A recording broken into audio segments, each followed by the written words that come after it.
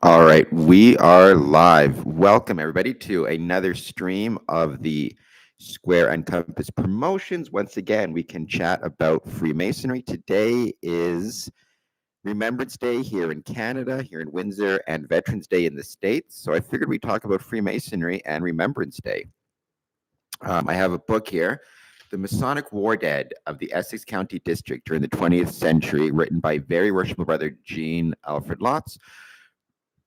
Very worshipful brother and Reverend Gene Lotz. And so I figured I would maybe read from this for a few minutes and go through some of the war dead in here in this book, which also, if you were interested in purchasing it, get in touch with me and I can get you in touch with the people who can help you find it. We'll give it a few minutes, see if some people want to show up. I've also published some pretty interesting things I'm excited about. Maybe I'll share some of those with you outside of our discussion on Remembrance Day and the War Dead, including the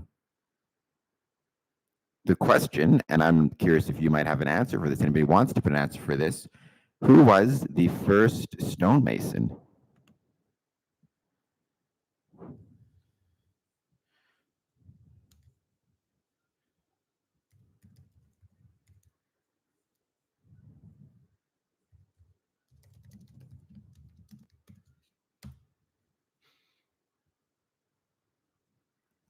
But we'll give it a few minutes, see who shows up.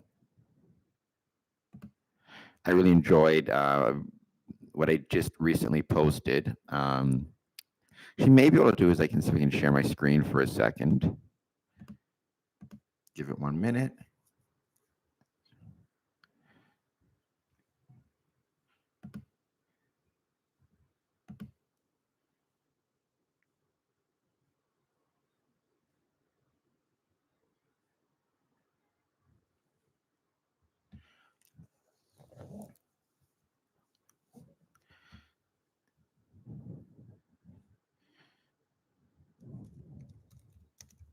I was at the Windsor Cenotaph today and had the chance to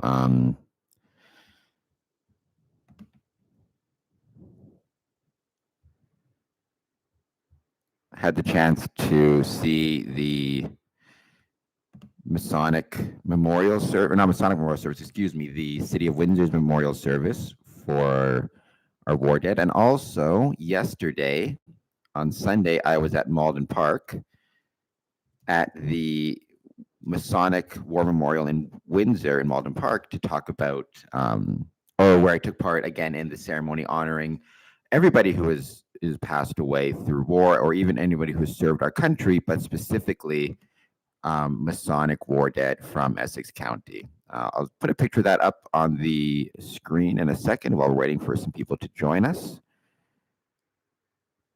I'm going to share the screen in just 1 second. Welcome anybody who's joining us. Please jump in the chat, say hello.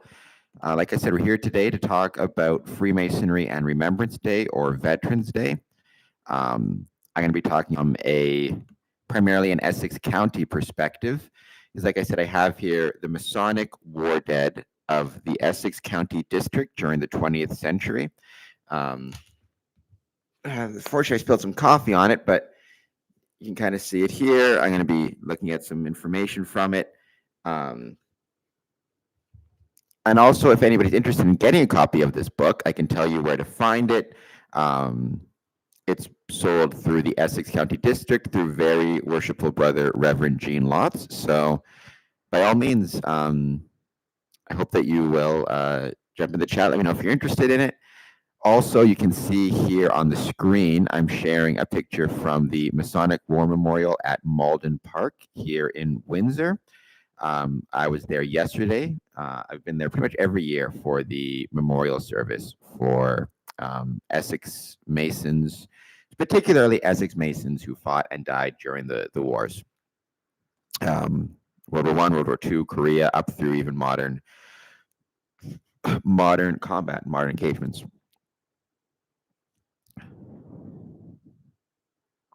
Oh, Michelle, hello, Cap. I didn't see Ross.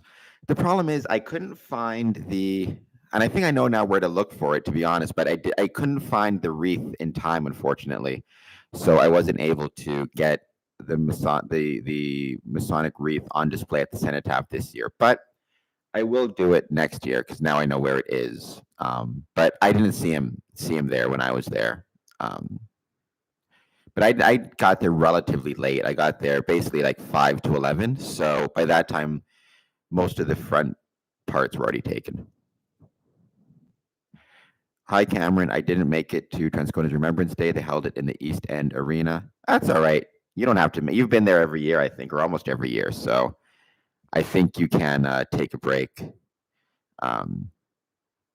Yeah, Michelle, did yesterday after, because I didn't make it at Cramden's, did the cenotaph come up at all? Because I was able to make it to Cramden's, but like I said, I couldn't find the wreath this year. But I think I know where it is now, so I'll find it next year. How many people made it to Cramden's altogether? Because it seemed like a pretty decent turnout yesterday, I thought, at the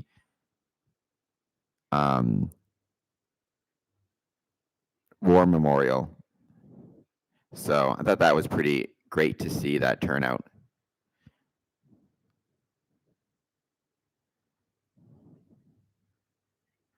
Welcome everybody joining us. If you could leave a, no, it's not bad. Yeah.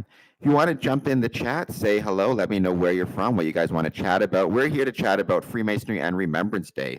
I have here yeah, Todd dropped me off at home first, which was very much appreciative of him. The Masonic War Dead of the Essex County District during the 20th century. I've got that book here written by Very Jane Alfred Lotz, which I do plan to read from. Anybody here joining us, though, if you want to hit the like button and hit the subscribe button, I would really appreciate it. That would help out a lot. And also let me know if there's anything else you want to chat about, because we're not just talking about Freemasonry, or we do talk about Freemasonry. We can talk about other things as well if you guys are interested. So there's plenty of other things worth chatting about. We could even chat about the question, who was the first stonemason, which I posted that on my or I posted that question, I should say, and wrote a little article about that on my Medium page, which let me see if I can find it. And maybe I'll share a link to it, because Square Income's Promotions, we post things on Medium as well as YouTube and just social media in general.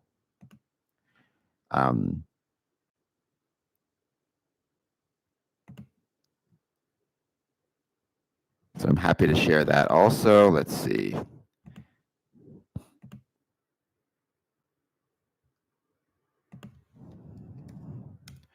In England, they had the Remembrance Day yesterday. I did not know that. I guess maybe they have it on the because it's on the Sunday, so maybe it's considered more of a solemn day. Who knows? I'm not sure, but cool. Very interesting. Very interesting to know that. I'm guessing you're watching it on television.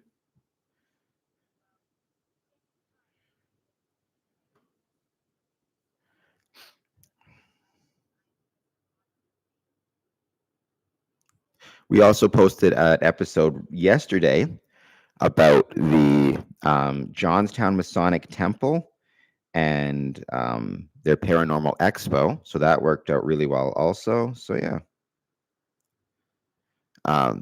Which again, you can check out here on the podcast or on the Square and Compass Promotions channel.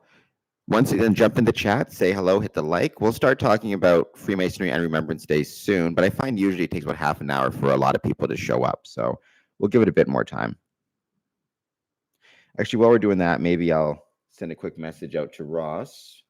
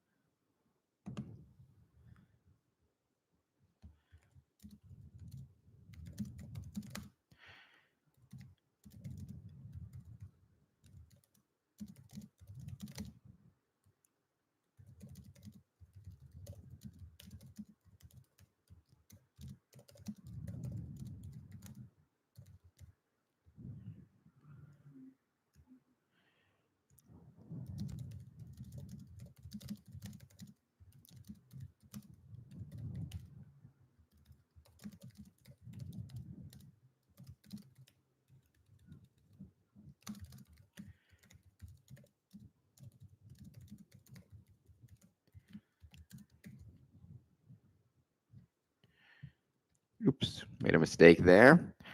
Just inviting somebody quickly, but welcome everybody. Every lodge in Windsor suffered loss due to the Great Wars. Yeah, that's very true. We're going to talk about kind of some of that, some more than others, right? I think a lot of that had to do with just the numbers, right? The more members that you had, the more likely it was that you're going to suffer losses through the wars. Just in terms of the number of soldiers you're going to be able to contribute. And also which ones were around at the time, right? Like Harmony, Border Cities, St. Andrews, right? Those lodges didn't exist for at least World War I, though they did contribute soldiers to World War II and troops to World War II, but that also affected their ability. Welcome. We got a few people jumping in. Hope you guys are doing well. Hit the like button if you could, and also hit the subscribe button. And pretty soon we're going to start talking about Freemasonry and Remembrance Day, or Freemasonry and Masonic War Dead, as well as just, the soldiers who contributed in the war.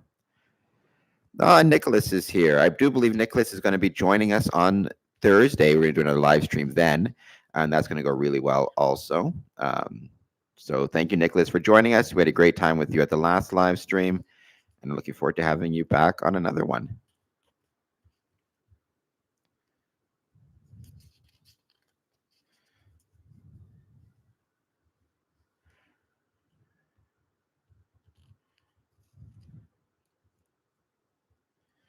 It's actually been a pretty good time for Freemasonry altogether. We had some great events yesterday. Well, so yesterday we had, I wouldn't say great, but a very solemn and moving ceremony at the Cenotaph, or at the Masonic War Memorial, I should say, in Malden Park. The day before, we had a very special 18th degree at the Windsor Masonic Temple, followed by a great dinner at St. Clair Center for the Arts. Michelle was there for both. He can also maybe mention how much he enjoyed it. The day before that, or that week, we had some great lodge meetings. On Wednesday, we had Border Cities Lodge's official visit.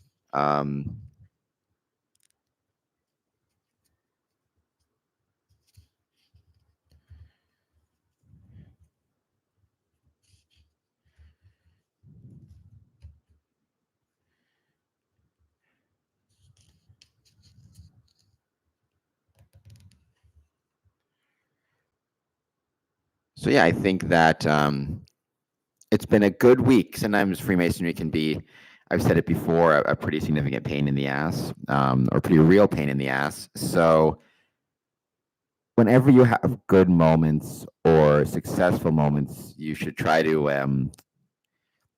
appreciate them as much as you can, because those moments are not going to last for long, and eventually, whatever good day you're having, there's going to be a pretty bad day around the corner. So try to enjoy the good moments when you can, like whether it's a great banquet, that me and Michelle and I and some other people went to, or whether it's a great official visit, or whatever it is. You have to try to enjoy it as much as you can, because it's not easy. It's just the opposite. It's really, really, really, really, really, really, really, really hard.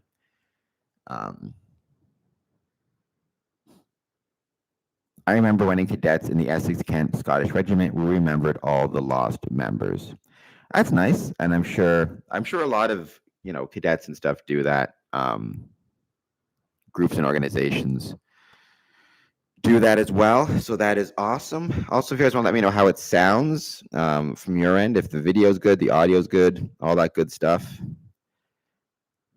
Oh, I feel like my drawers I didn't realize this, but my hold on just 1 second. I'm gonna go over here. I'll be back in 1 minute.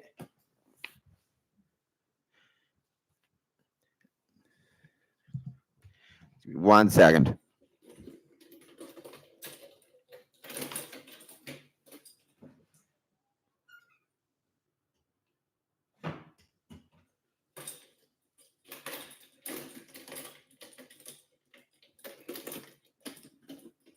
Didn't realize that my shelves open back there.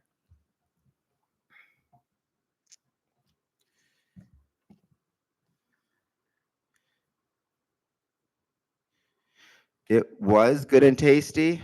Thank you, Nicholas. Yes, it was very good and tasty. I agree also with Michelle. It was good food. It was good meal, good entertainment, and great brotherhood. So all of the above were true.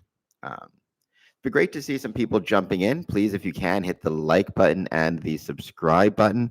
I say it usually takes about half an hour for the majority of people to come. I want to talk about Freemasonry and Remembrance Day, or the particularly Masonic War Day of Essex County, with the book by Very Worshipful Brother Gene Lotz. But we can talk about, like I said, I'm always happy to kind of let these discussions be pretty freewheeling, and we can talk about whatever we want to talk about as well outside of that. The brethren who planned they do for sure. So no, I agree with that 100%. I think they deserve a lot of credit, and it was a great time. It was a really, really fun time. Hopefully, fingers crossed, we can get some of those brothers back in 2030. Or some of we can have some more brothers visiting us, and maybe at those same locations in 2030 for potentially an annual communication, which I think would be really fun.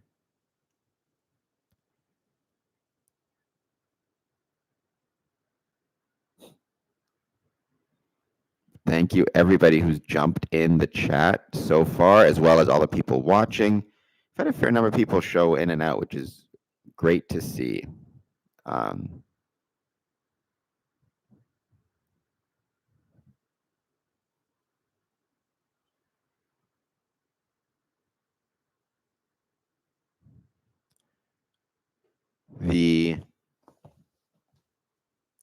think so. In the States, it's Veterans Day, which I know I was talking to some brothers, some of whom came to visit us actually for Border Cities Lodge's official visit on Wednesday, and they were saying that they also in their lodges were planning as well some pretty special events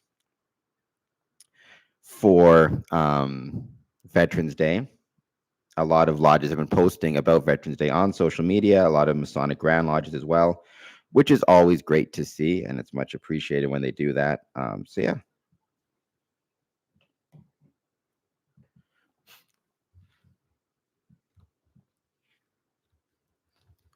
So let's give it a few more minutes, see if anybody else jumps in. Like I was saying, we can always, I'm happy to keep these things pretty freewheeling.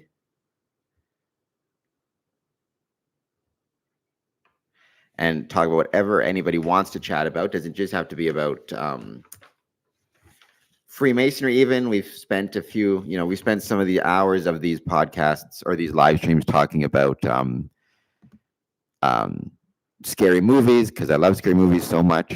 But we can talk about whatever anybody wants to chat about outside of just Remembrance Day services. Having said that, Harry, tomorrow night our lodge is having an empty chair ceremony to remember Masons lost in the wars. That is awesome.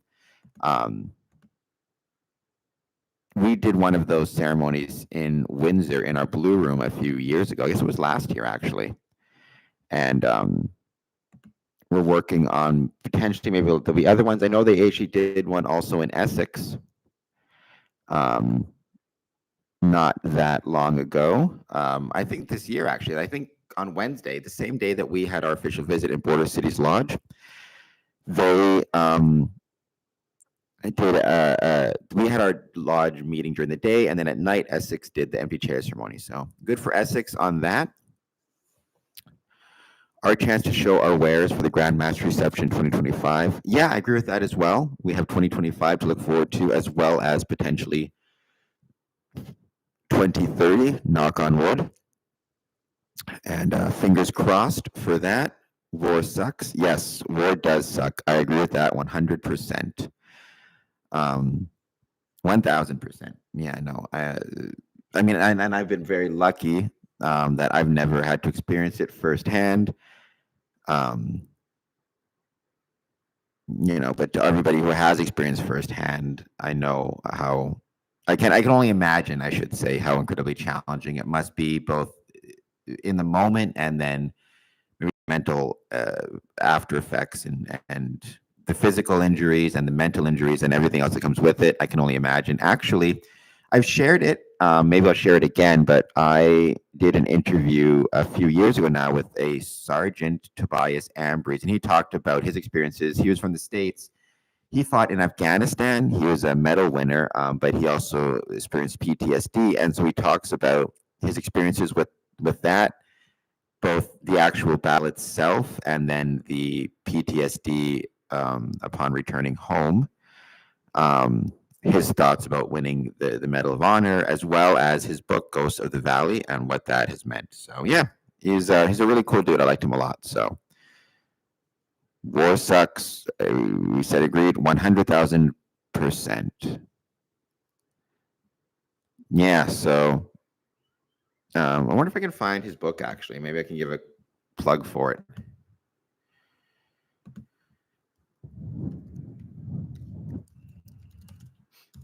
See if I can find it because it's on Amazon.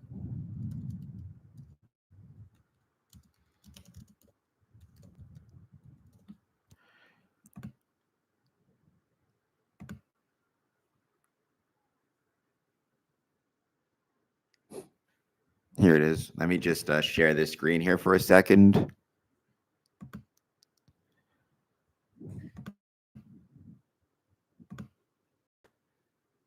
There it is, Ghosts of the Valley. It's being shared. Looks like it's black right now, at least on my. So I've got it here. I don't know if you guys can see it. Ghosts of the Valley, paperback. Ask around your local VFW about what military police soldiers do for a living. In this book, you will see the far edge of the combat spectrum. So often, military police get training that enables them to be attached to units, conducting missions well outside the purview of the standard police soldier. For these soldiers, the story goes largely untold. So I would encourage you everybody to check it out. I liked Sergeant Ambers a lot. He was a cool dude when I interviewed him, and Goes to the Valley and PTSD. For anybody who potentially could be suffering from PTSD, might be a great book to check out.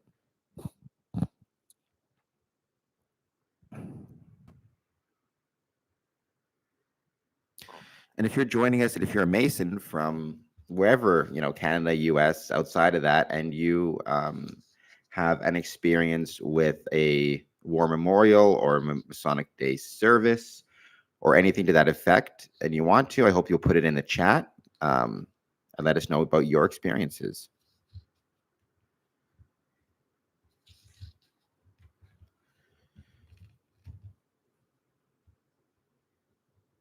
So in terms of the war dead, I thought it might be kind of fun is not the right word, but informative. Maybe we can talk about some of the brothers from Essex County who passed away from, again, the book by Gene Lotz. Their lodges, their contributions, maybe something even about their lives. So one brother we'll talk about is John Reginald Jessup. He was killed in action October 6th, 1916.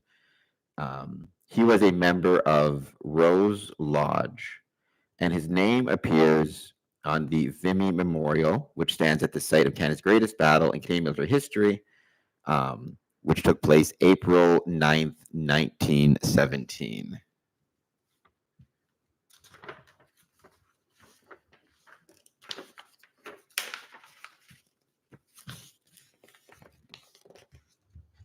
Lieutenant John Jessup, who was, I said, a member of Rose Lodge. He was born in the year 1891 in Bank Place, Maryborough, Queens County, Ireland, and he was initiated into Freemasonry as a member of the Maryborough Lodge under the jurisdiction of the Grand Lodge of Ireland. As a young man, John decided to seek his fortune in Canada and moved to the Windsor area. On April 15th, 1913, he affiliated with Rose Lodge in Windsor. With the outbreak of the Great War in Europe, Brother Jessup enlisted with the Canadian Expeditionary Forces and was assigned to the 52nd Battalion of the Manitoba Regiment. There you go Manitoba. Sometime during the early years of the war, he promoted to the rank of lieutenant. On October 6, 1916, in France, John Reginald, at the age of 25, made the supreme sacrifice for his country. His final resting place is not known. John's name is remembered on the Vimy Memorial and the Masonic Memorial in Windsor. Then there's Claude Wellington Pike, killed in action October 8th, 1916. So it looks like he lost his life in the Battle of Somme in July 1st, 1916, which is when it started and lasted until the end of November with the onset of winter. Claude Wellington Pike was born in Windsor, Ontario in 1892 and attended local public schools. He was a graduate of the Windsor Collegiate, later known as Patterson High School. On May 9th, 1913, at the age of 21, Claude was initiated into Freemasonry in Windsor Lodge number 403, which is my home lodge, my mother lodge, actually. While in high school, Brother Pike developed a talent for sleight of hand tricks. I did not know that, but I guess he was a magician. As a member of Windsor Lodge, he joined the Minstrels Club, performing magic and hand tricks. In the early October 1916, with the outbreak of the war, Brother Pike enlisted with the 99th Battalion and was sent overseas. While overseas, Brother Pike was promoted to the rank of lieutenant. In early October 1916, Lieutenant Pike's family received a report that Claude had narrowly escaped death. The report stated that Lieutenant Pike had been buried for 2 days following a shell explosion. On October 8, 1916, within days of escaping death, Lieutenant Brother Pike was killed in action during the battle along the Somme River in France. Member of my lodge, my mother lodge, I should say, member of 3 lodges, but member of my mother lodge. So that makes me, I think that's kind of makes it an extra moving thing to read about his life. Also serving at the front in northern France was Brother Pike's biological brother, Gunner Garnet Pike. On October 12th, Garnet wrote the following letter to his mother informing her of the death of Claude. It reads as follows. My dearest mother, God moves in mysterious ways, his wonders to perform. But why he called Claude, I do not know. My heart is broken. I can hardly write, but I must try and be brave and live a better life, like the dear boy that has sacrificed his all for a great duty and for the love of his suffering fellow beings. I must now try and tell you all. Last Friday afternoon, Claude and Brooke Baxter came to see me, and we had quite a long chat together. He told me that they expected to go in Sunday night to the front line trenches, and when we shook hands on parting, I cautioned him about being careful, and that was the last time I saw him.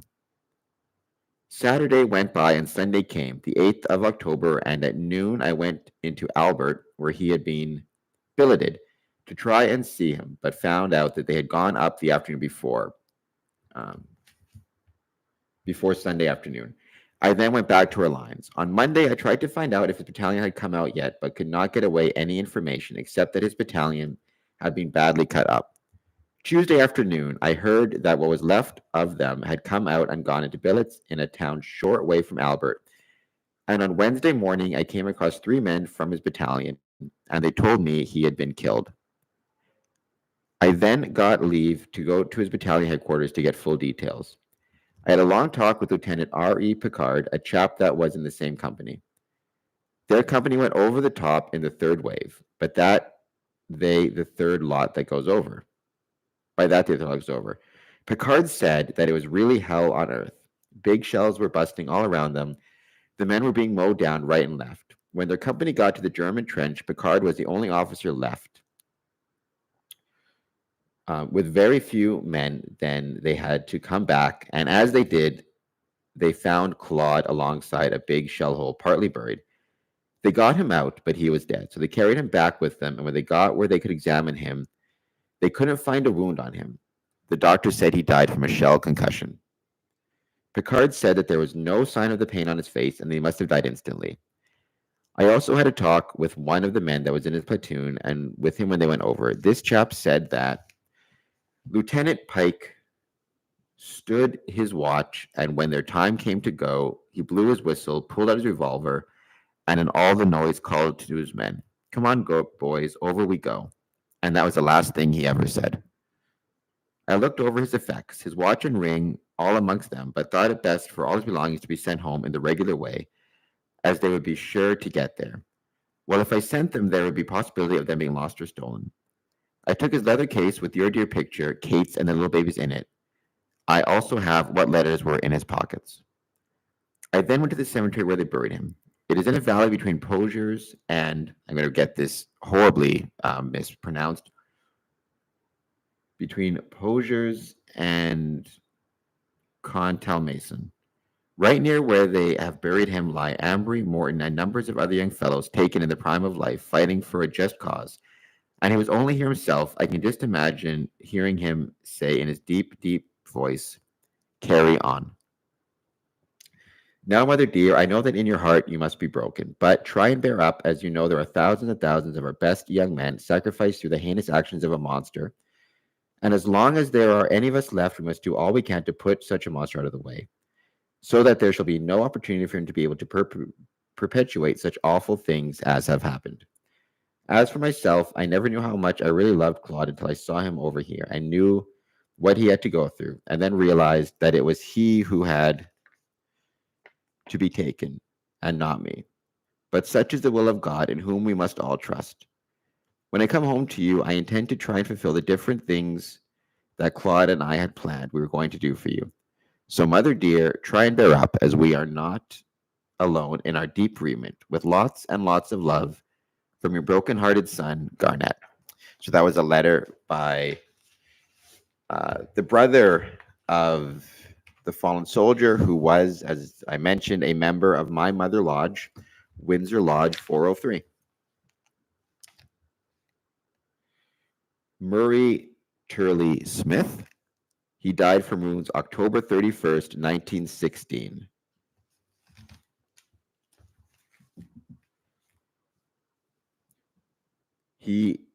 Lieutenant Murray T. Smith, whose kin live in England, who was an officer in the 99th Battalion, is listed as wounded in the casualty report.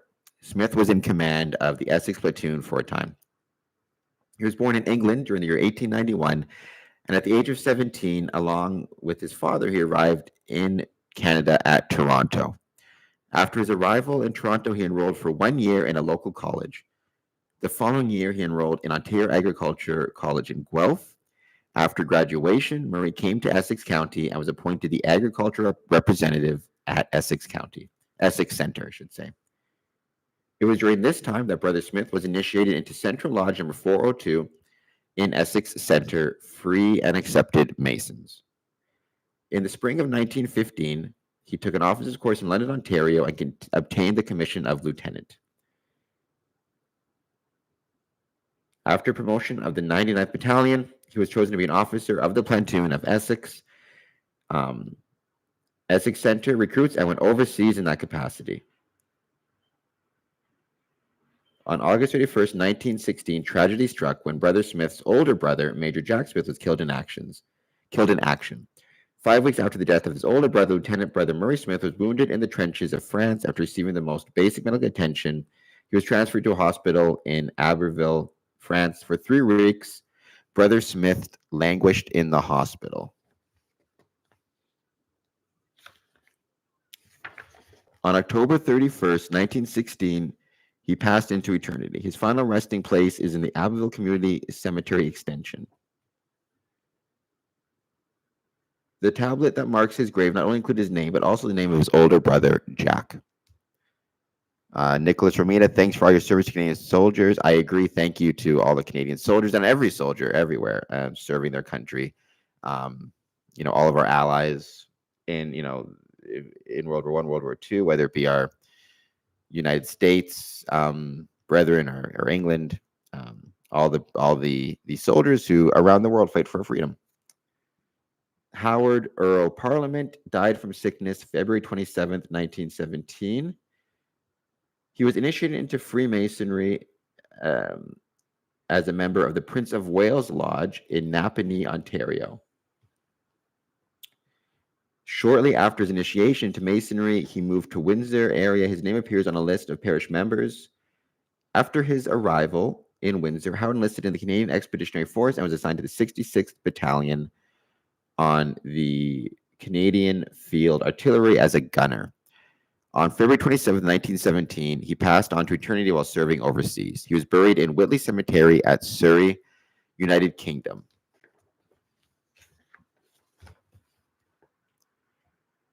Brother Frederick Bernard Daniels, killed in action June 18, 1917.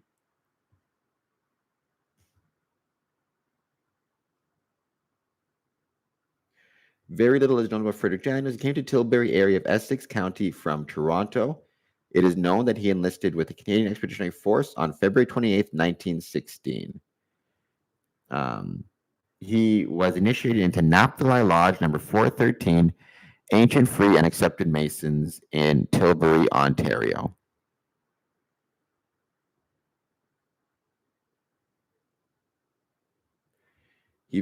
Shortly after becoming a Master Mason, he enlisted with the Canadian Expeditionary Forces. He was assigned to the 116th Battalion of the Canadian Infantry.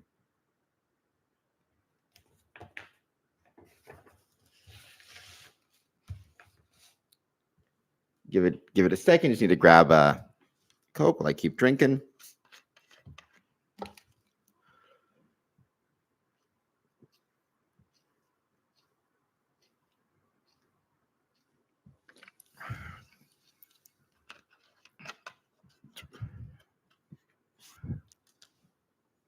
By the way, like I was saying, if you know of anything you want to mention in terms of perhaps if you're a Mason, your lodge's involvement with Veterans Day services or memorial services or Remembrance Day services, you can throw something down in the chat. Thomas Marshall Brocklebank, he died from wounds January 19th, 1918. Looks like he passed away, or he received his wounds in the town of Ypres or around the town of Ypres.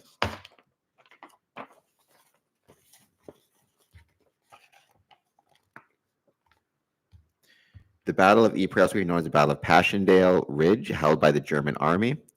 One of the members of the 18th Battalion, Canadian Infantry, held by the German Army. So Thomas Marshall was born in Sandwich in 1892, son of Moses and Mary Brocklebank. At the age of 22, he was initiated into the Masonic Order in Ontario Lodge number 521.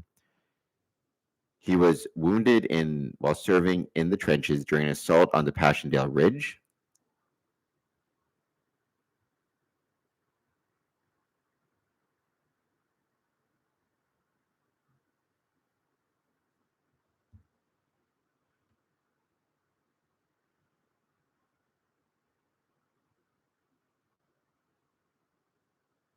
They talk here actually about the experience of what it was like to be wounded in World War I. I'm sure, being wounded in any time in any war is going to be a very,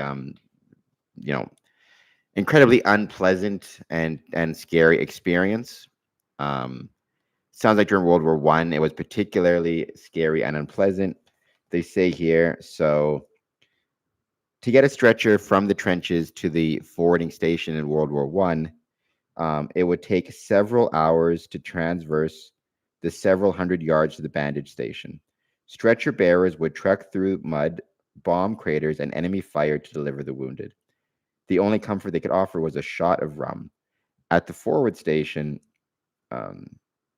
Brother Brocklebank would have received the most basic of medical attention. Wounds were dressed and morphine administered in preparation for his evacuation to the casualty clearing station several kilometers behind the trenches.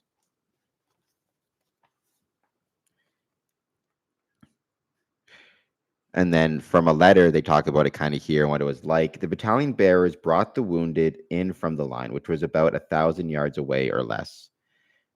They had the worst job. The doctor dealt with those he could, and then we took them down the line. There were 3 squads of us. 3 squads of 8 because it took 6 of us at a time to get one stretcher out through the mud. That day, we drew lots to see who should go first. My squad drew the last carry. It was nighttime by now. Because it was that late, they could get the seriously wounded out, although the walking wounded had been coming in all day.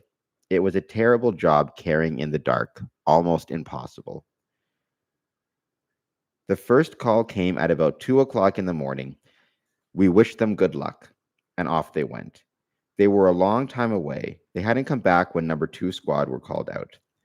After a long, long time, they returned. Next, number 3 squad went out. We were glad that it was daylight by then. Away we went with our wounded man, struggling down the track. After a few hundred yards, we were caught in a barrage. We put the stretcher case in a depression in the ground. He was very frightened, the wounded boy. He said to me, "Am I going to die, mate?" I said, "Don't be stupid, fella. You're going to be all right. As soon as Heine stops this shelling, we'll have you out of here and they'll fix you up okay. You'll be back across the ocean before you know it." The shelling ceased, eased off, and we picked him up and set off again. On the way back, we passed the remains of our number 1 squad. There was nothing but limbs all over the place. We had lost 10 of our stretcher bearers that day. Hell was never like this. So it's funny. I never really thought until reading this book, just the incredible challenge of trying to deliver wounded veterans again at all times, but especially during World War I, the incredible challenge of delivering these wounded veterans to get the medical care that they need would be so incredibly challenging and so incredibly hard.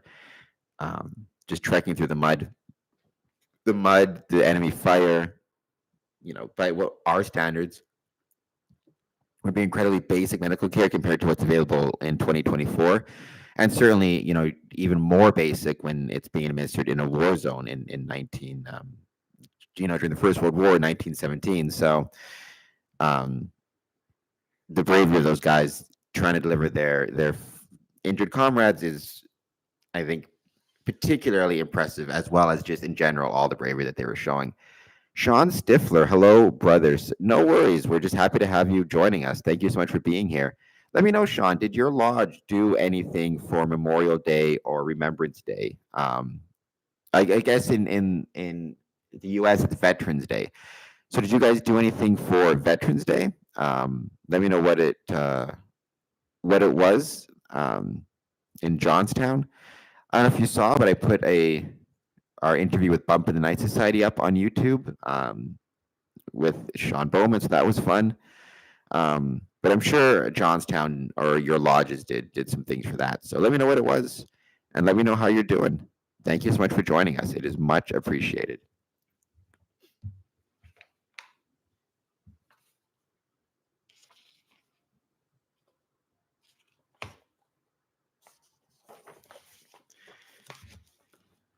Victor Sanders, lost at sea, June 27th, 1918. Very little is known about Victor Sanders and his relationship in Windsor. His father was a resident of Windsor, and after William passed away, Victor's mother continued to live in Windsor for many years. Victor was born on May 24th, 1889 in Exeter, Ontario. As a child, Victor, along with his parents, moved to Windsor. Growing up in Windsor, he was educated in the public educational system. In later life, he moved to Penetanguishene, Ontario. It was here that he was shown the great light of Masonry, joining Georgina Lodge, his occupation as a drugstore clerk. He enlisted in the Canadian Expeditionary Forces. He was assigned to the Canadian Medical Corps. So he was assigned to the Landovery Castle Hospital ship, which would ferry wounded soldiers across the Atlantic to Canada and back home. On June 27, 1918, an act of terror was inflicted on the crew and patients of the Landovery Castle. International treaty made it illegal to fire upon a hospital ship, but that night a German U-boat sank the Landovery Castle. When the U-boat captain realized what he had done, he attempted to hide the action by firing upon all the lifeboats. Every lifeboat was sank except for one, which brought the story of what happened to the world. The event was the single largest loss of life for Canadian women in the armed forces during the entire First World War.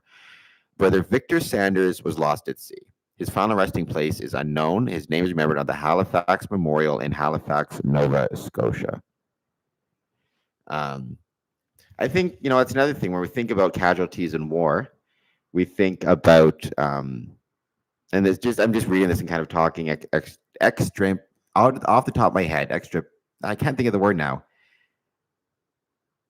I'm going to think of that word eventually. In the meantime, just talking off the top of my head, when you think about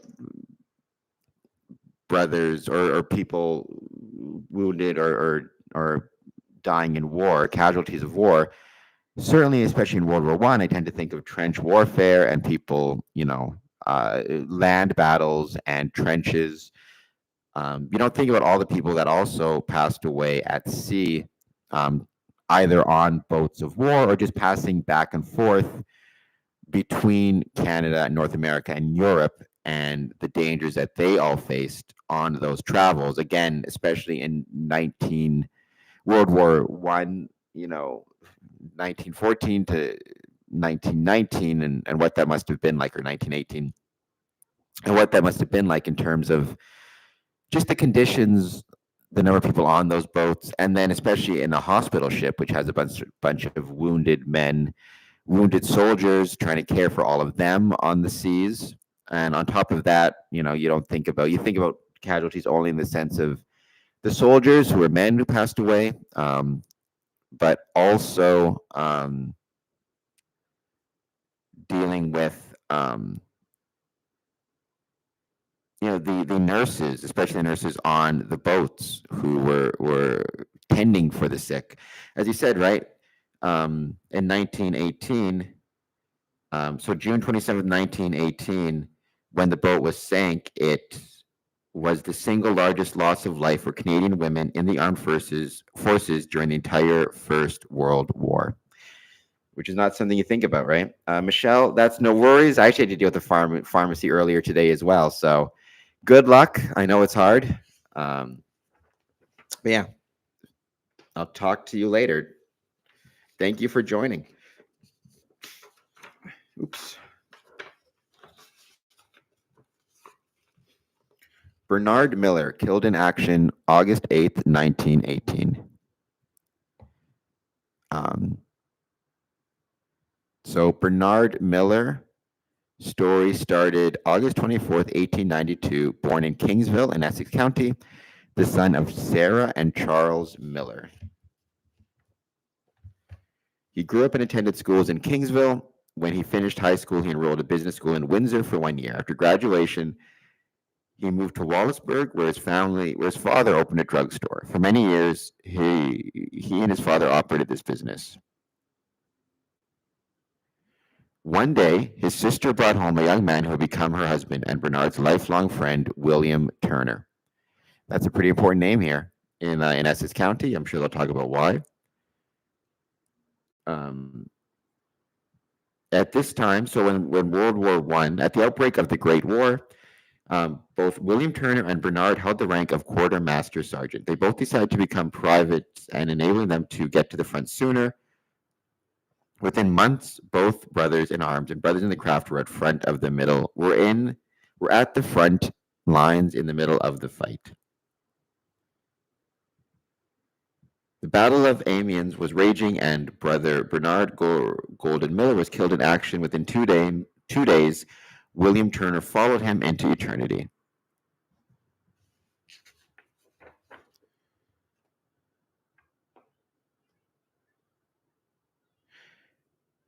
So here is also discussing William Turner, and actually you can see here, I'm not going to be able to share this on the screen. I'll just share it with the camera, with the webcam. The Masonic Temple Memorial in memory of members of Ontario Lodge who fell in the Great War. This is in the Blue Room, which is the same place where I meet my Mother Lodge meets.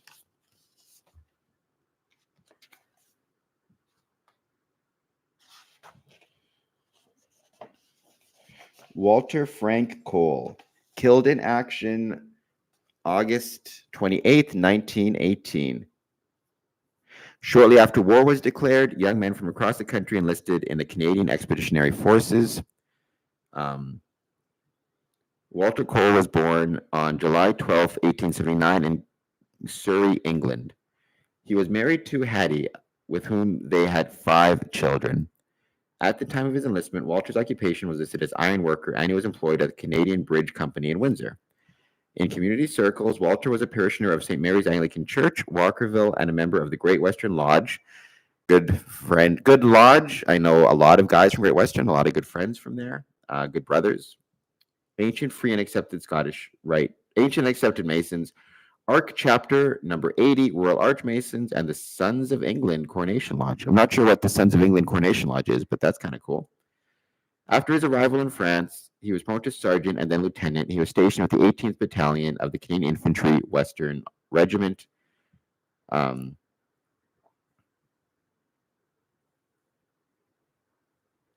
August 28, 1918, a major thrust near the town of Arras was executed by the Allied forces. Lieutenant Walter Cole commanded the platoon of infantry during that battle. 2 weeks later, September 9th, 1918, the local newspaper published the following headline.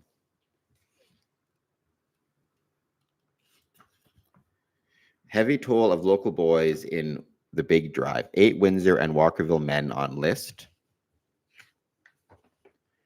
In that newspaper article, it was reported that Lieutenant Walter Cole had been wounded during the battle. The following day, that report was revised. Walter Cole was now reported as missing in action. The next day, it was reported that he had been killed during the battle. Lieutenant Cole's body was recovered from the battlefield and buried in the Antwerp British Cemetery in France. His name appears on 2 memorial plaques at St. Mary's Anglican Church in Windsor, one as a parishioner of the church, another as a member of the Sons of England Coronation Lodge. I'm not sure what that is. If anybody knows, the Sons of England Coronation Lodge. I'm not sure if that's a Masonic lodge or if the Sons of England represents like a separate Masonic order, or just a separate order altogether, kind of like Oddfellows or something to that effect, or Moose. Yeah, I'm not sure. I'm kind of curious about that. If anybody wants to let me know, or if you might know in the chat, by all means. We'll take a few minutes. We'll take a couple minute break because I need to grab a drink of cola because I'm getting very thirsty. But then I'll keep talking. We're reading out of Essex, on page 26. Don't let me forget. Well, if I get this thing, we are reading from the Masonic Wardhead of the Essex County District during the 20th century. Very much brother Reverend Jean Alfred Lotz wrote that. If you're interested in a copy, let me know and I can tell you where to find it. I have a first edition of a Stephen King book. Save that. That is going to be worth a lot of money potentially one day. So I would hold on to that one if I were you. My suspicion. It's great to see the number of people checking us out. Thank you so much, everybody who's been here so far. That is really very much appreciated. We've had a great turnout so far. So we'll keep on chatting away in a couple. So we grab a drink of Coke. Let me know if you guys, like I said, have any involvement with memorial services, Masonic or otherwise, for Remembrance Day or for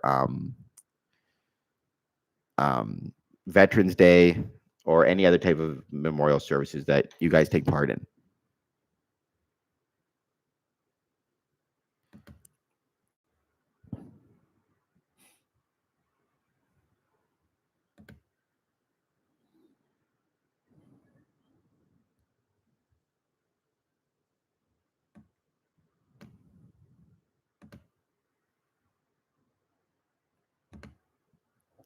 I'm going to share this screen one more time. Once again, this was from yesterday and the memorial service we held at Malden Park. Asian that we really enjoy doing. I think it might be black right now, but it should pop up in a second. You should be able to see it. There it is.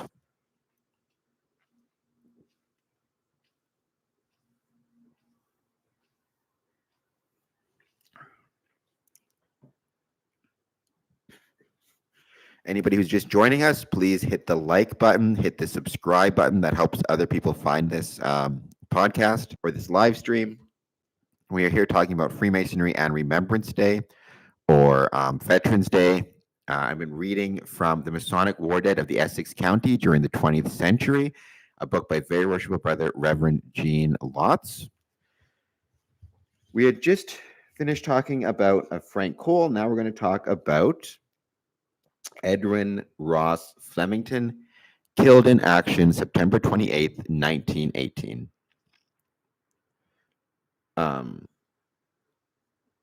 On September 28th, 1918, within 6 weeks of the armistice, Windsor native Edwin Ross Flemington was reported missing during a trench raid. He was born in the year 1886. His childhood home was in Parent Avenue in Windsor. I know that avenue quite well, actually. On August 8th, 1912, he was initiated into Freemasonry as a member of Great Western Lodge number 47. Once again, a very special lodge. I know a lot of great Masons come from there, and a lot of great Masons have been members therein, excuse me, such as Edwin Ross.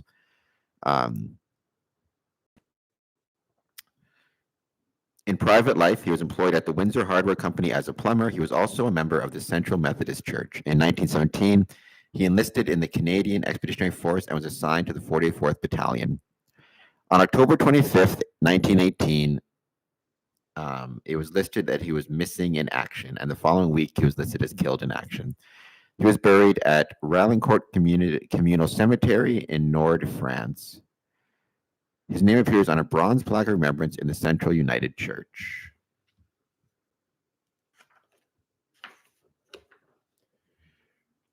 Joseph Gore Shepley, he died of sickness October 26, 1918. He was born on July 29, 1889 at Malden in the country of Essex, the only son of Lawrence and Emma Shepley. He was initiated into Masonry on December 4th, 1917 as a member of Thistle Lodge. I know a lot of great brothers from Thistle Lodge as well. Another excellent lodge. Number 34, Ancient Free and Accepted Masons at Amherstburg. On March 26, 1918, he was raised to the sublime degree of a Master Mason. That's interesting. I think I want to stop there for a second. Something interesting and worth noting is a lot of these names I've read have the dates of initiation listed, but don't list the dates of being passed or being raised to the sublime degree of a Master Mason, which I think goes to show just how young these brothers were when they went to war and when they passed away, when they were killed in action, I should say, that they didn't even have the time to, or the ability to make it past the entered apprentice degree. This, again, Brother Shepley is the first one I've seen so far where there is a date of being raised. After receiving basic training and awaiting orders for overseas duty, he was married to Wilhelmina Hill of Toronto on June 19th, 1918. 2 weeks later, they were transferred overseas. With his arrival in Europe, he was assigned to the Canadian Engineers Training Center at Seaford in Sussex, England. On October 22nd, he contracted a cold and was admitted to the Eastborough Hospital. It quickly developed into pneumonia, and he passed away on to eternity. The Amherstburg Echo newspaper, upon hearing of Joseph's death, described him as a fine type of young manhood, clever, strong, virile, and straightforward. His death, just as he was entering upon what was bound to be an outstanding military career, is particularly distressing. He was buried with military honors at the Seaford Cemetery in Sussex, England. No worries, Nicholas. I will see you tomorrow. Thank you for joining us. Oh. Anybody else, if you're just joining us for the first time, we're talking about Freemasonry and Remembrance Day or Veterans Day, but that doesn't mean we can't talk about other things as well. These conversations tend to be pretty freewheeling. So if there's anything you want to chat about, just jump it. Let me know. Put it in the chat. John Prince died of sickness March 19th, 1919. In every war that has taken place throughout history, many soldiers have succumbed to disease. The nature of trench warfare, with the abundance of vermin, corpses, contaminated water, it lent itself to disease. The soldiers of the Great War in Europe did not have the benefit of modern-day antibiotics. The influenza pandemic of the war years is believed to have claimed more victims than the great battles of that conflict. He was one of those soldiers who survived, so John Prince was one of those soldiers who survived his experiences overseas only to succumb to disease contracted on the way home. He was initiated into Freemasonry in Ontario Lodge number 521 in Windsor. In September 1918, he was listed and sent overseas. After the armistice, Brother Private John Prince remained in Europe for a short time. He was sent home in March of 1919. Crossing the North Atlantic in the middle of winter aboard a crowded troop carrier had little comfort for these returning soldiers. It was at this time that he contracted spinal meningitis, which led to his demise. His death was recorded in the Windsor Record, March 20th, 1919, and read as follows. Home a week, veteran dies of meningitis. Private John Prince succumbs Wednesday morning, disease contracted on trip homeward from overseas. So again, this is another one of those examples of things you don't think about when you think about casualties of war. You tend to think about in battle or in trenches, especially in World War I, and you don't remember all the diseases and the risks, associated with crossing, associated with crossing the seas, the conditions on those boats, everybody being kind of cramped together, how hard that must have been for people, as well as diseases. And also, we mentioned this before, but having to give credit to all the nurses and doctors and people on the boats trying to care, especially for sick and wounded soldiers returning home, and how challenging that must have been. So a thank you to everybody who did that and took those jobs and still do those jobs, right? You don't. I find maybe sometimes when I think about soldiers and war, I tend not to think about medics and nurses and doctors, but those are obviously going to be some pretty critical pieces of the effort. Thank you, everybody who's joined us so far. If you could hit the like button, hit the subscribe button, that helps people find this live stream and this podcast. Square and Compass, I should say. We're here talking about, in particular, the Masonic war dead of the Essex County District, as today is Remembrance Day here in Canada and the UK. It's Veterans Day in the States. If you're a Mason, let me know if your lodge takes part in anything related to Veterans Day services, laying of a wreath. I don't know if maybe there's some parades that take place in some towns and cities. I know a lot of Masonic lodges and Masonic Grand Lodges are, taking part in. I'm trying to think what the word, posting things on social media and posting their thoughts.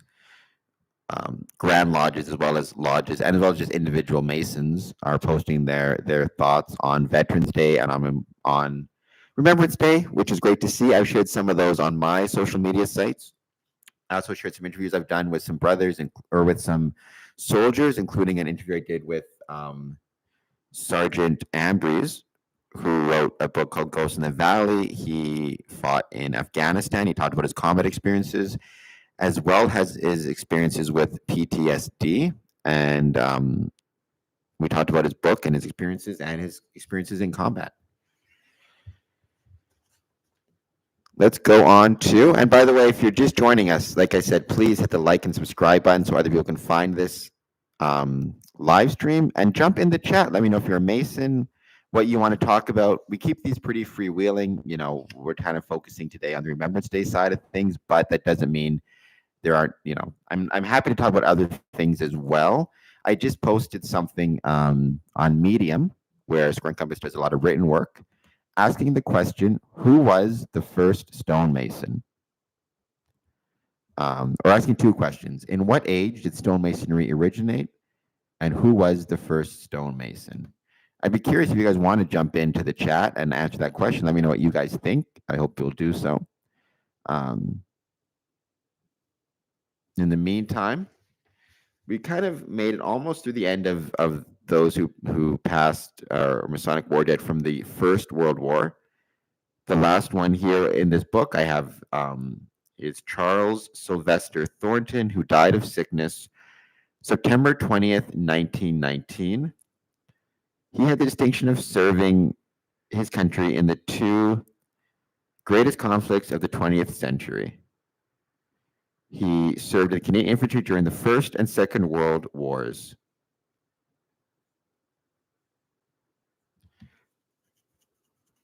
All right, going on to the Second World War. William Lennox Mills King died from sickness April 7th, 1940. With the outbreak of the Second World War in 1939, the Canadian government encouraged all able-bodied men to enlist in the armed forces, especially veterans from the Great War of 1914 to 1918. One of the first to enlist from the Windsor area was William Lennox Mills King. He was born in Valleyfield, Quebec near the turn of the century, son of an Anglican minister. As a child, the family moved to Picton, Ontario, where William received his education.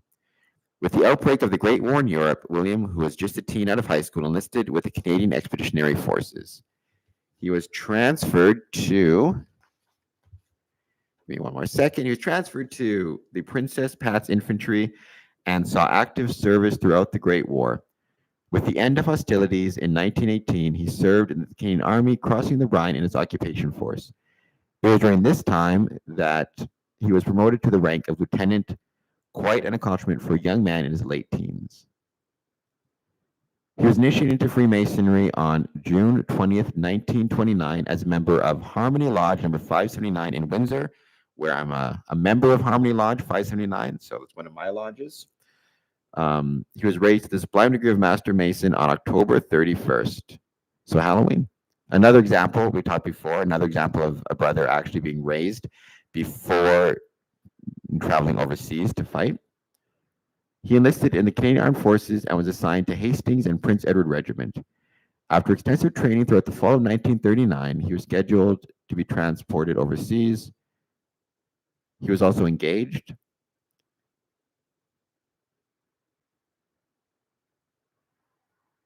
He became ill and was actually placed in hospital before being able to travel overseas with his fellow soldiers. And on April 7, 1940, he passed away in eternity.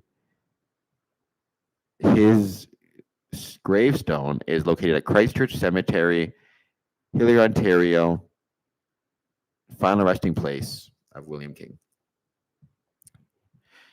Dad, good to see you again, or good to talk to you again. Thank you so much for joining us. I'm sure I'll talk to you soon. I got to give you a call. It's been a little while, so I'll call you soon and we'll chat. But I love you. Thank you for joining.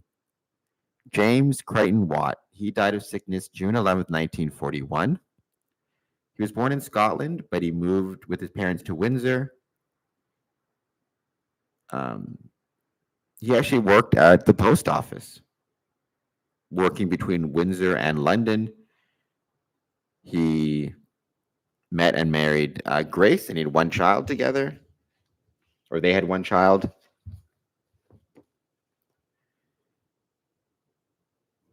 Well known here as Jim Watt, he was an active Mason and a past master of Nalstown Lodge in London. He was also active in the Scottish Rite of Freemasonry, becoming a 32nd degree in the More Sovereign Consistory in Hamilton. While the outbreak of World War II, James enlisted in the Royal Canadian Air Force and was assigned to the Postal Division. While stationed in Aberdeen, James became sick and passed on to eternity June 11th, 1941. So he's actually resting in Aberdeen in Scotland.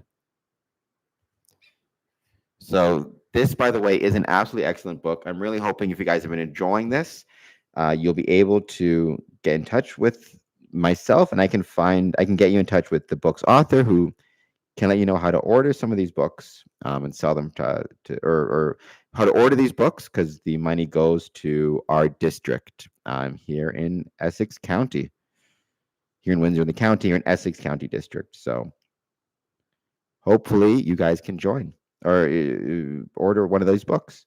In the meantime, if you're just joining us, please hit the like button, hit the subscribe button. I'm going to take a break for a couple minutes to grab a sip of Coke. But I still would love to hear from you. Let me know how you're doing and what you guys want to chat about. Maybe I'll see if I can use this opportunity to invite a few more people to the chat. Just going to put this here for 1 second. It was great seeing Sean Stifler join us from Johnstown. I got to get back to Johnstown because it's such an incredible place.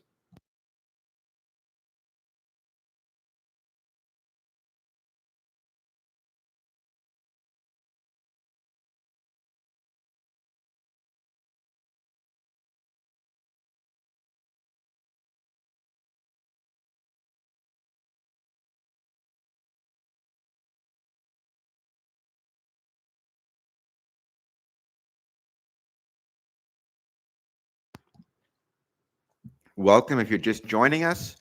This is the Square and Compass live stream. I'm hoping you guys can leave a like, hit the subscribe button. And we're here chatting today about Freemasonry and Remembrance Day. And I've been reading information from the Masonic War Dead of the Essex County District during the 20th century, written by very worshipful brother, Reverend Gene Lotz.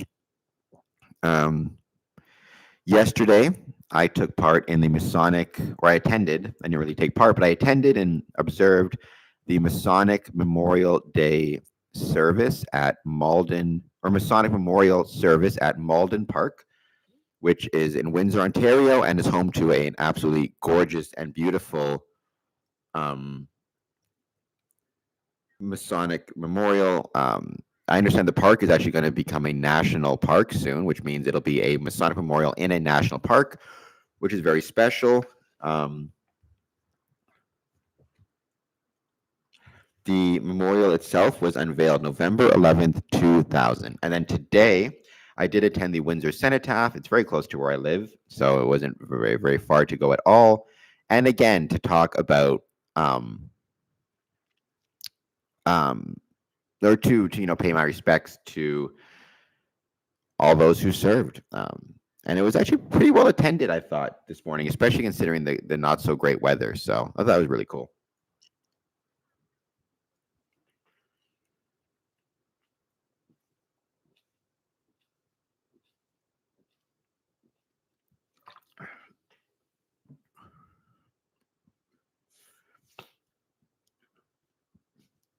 I also, growing up, as most people know, I am missing both of my legs below the knees, or above the knees, I should say. So I was born that way, but I became a member of the War Amps Child Amputee Program, CHAMP. And the War Amps Child, so initially the War Amps was started as an organization to help support veterans who came back from war missing limbs. And the kind of the support they needed for things like artificial limbs and prosthetics and things of that nature. Eventually, it evolved, and these war amps that started as a support group for each other founded the CHAMP program, the Child Amputee Program, to help children, such as myself, born without limbs, taking some knowledge they had learned and applying it to children. And it's an incredible organization, the CHAMP program, as well as War Amps. And they also then developed something called Operation Legacy, where stories related to the wars and the war amputees and their stories were preserved through CHAMPs and told. And even they've done an incredible job. They've done so many documentaries about war and the Canadian experiences therein particularly. One thing, actually, I'm going to go see if I can find it. Give me 1 second. I'll be right back.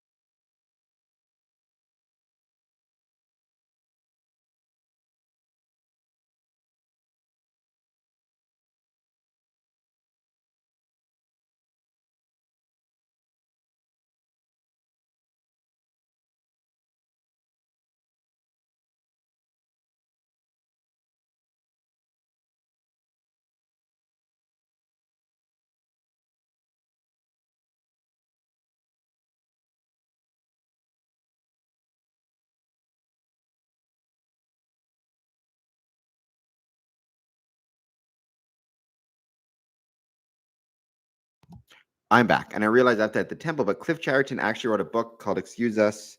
Cliff Chadderton was the kind of CEO of the War Amps and of the chat program. Actually, I'm gonna look him up on Wikipedia. He was known as Mr. Veteran. And it's been a while since I've talked about the chat program, but it was a pretty incredible program, and they deserve a lot of respect for all the work that they did for child amputees as well as more amputees. Here it is, Clifford Chadderton. I'm going to see if I can share this screen in just 1 second.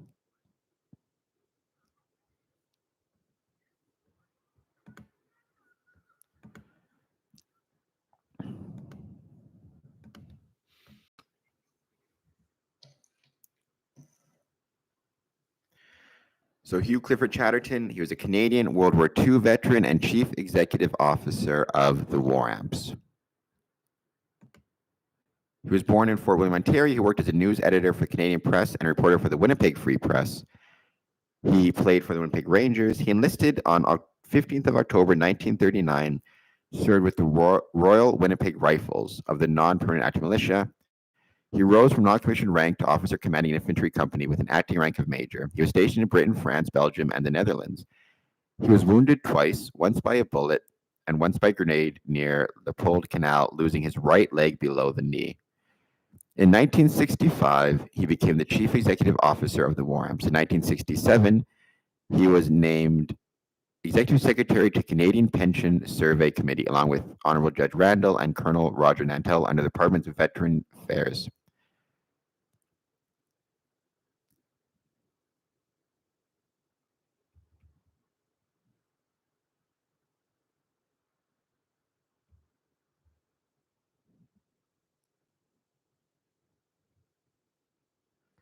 He died at the age of 94. In 1977, he was made a member of the Order of Canada. Here is, I'm going to actually go to this one. The passing of his, I guess the release of his passing. So you should take a second for it to get there.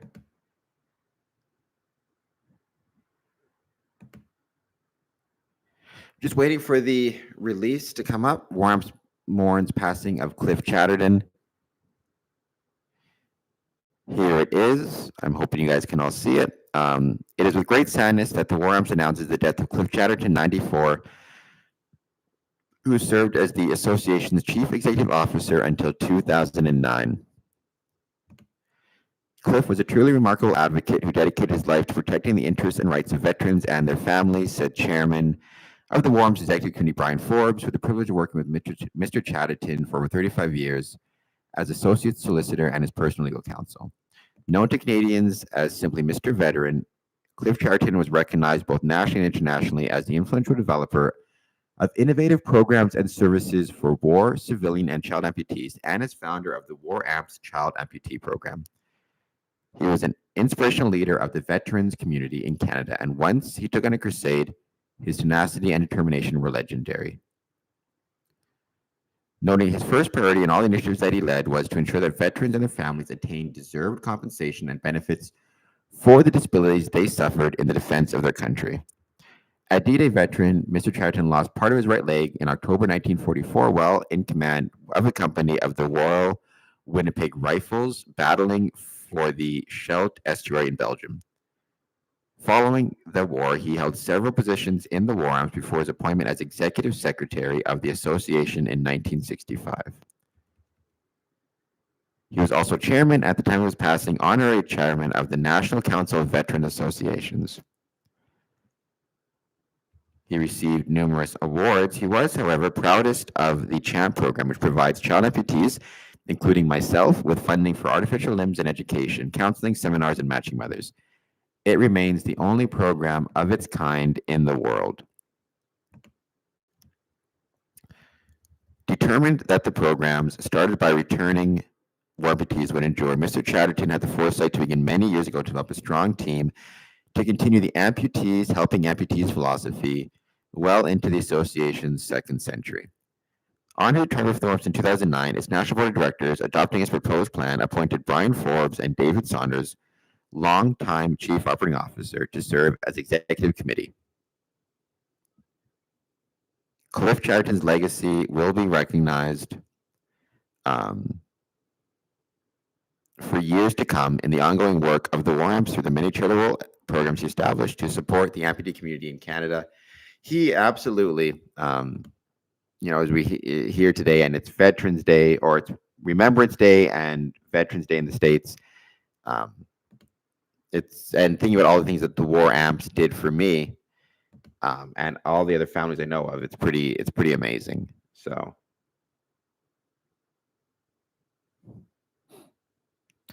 Just going to go here and see this web archive, this memorial for Cliff Chadderton.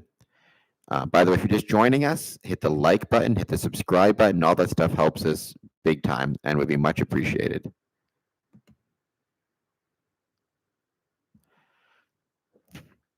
Oops, I wonder if I can just go to the website directly.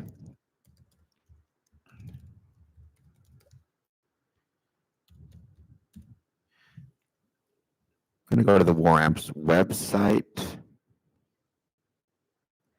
I feel like actually, I just realized for all the help that they gave me, I don't really follow the War Amps or the Child of D program on social media. But I'm going to change that. I'm going to do that right now while I'm here chatting with people. Let's see if I do actually follow them on any of these social media sites. Not on Twitter/X. So there we go. I'm doing that there. Let's see. On Facebook.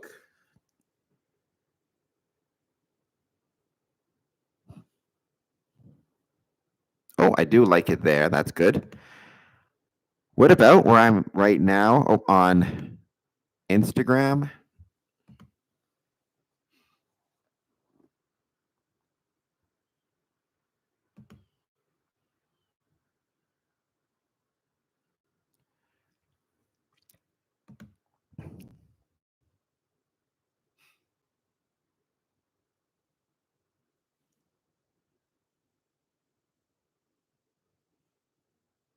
It's taking a little bit of time, but let's see if it can come through. Oh, all right. I'm going to follow it here. And let's go with YouTube, where we're at right now.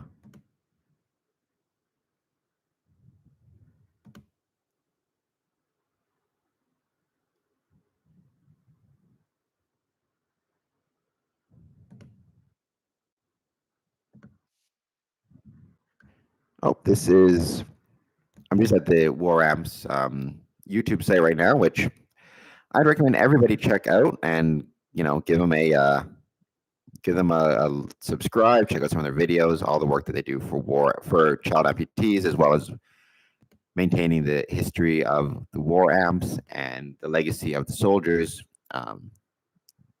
They do some pretty amazing stuff. So on this Remembrance Day especially, it might be nice to keep them in mind.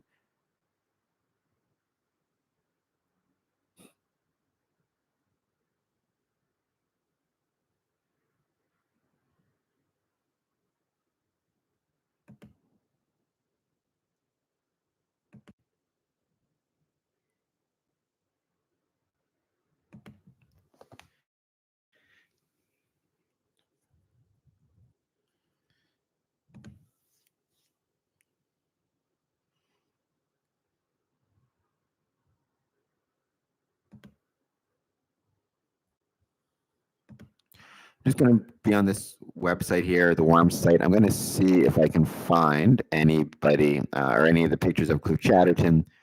I'm going to go on the search. Let's see.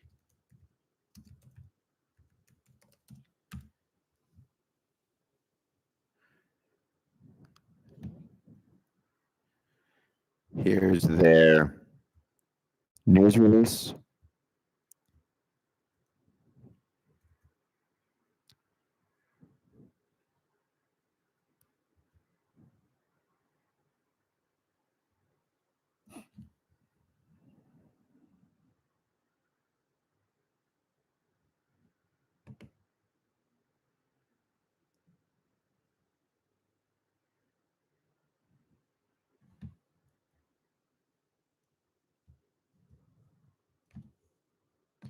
Yeah, it's kind of interesting going back in time a little bit and seeing learning more about the war amps, or relearning or revisiting the war amps, which was a major part of my childhood and a really important part of my childhood. So, um,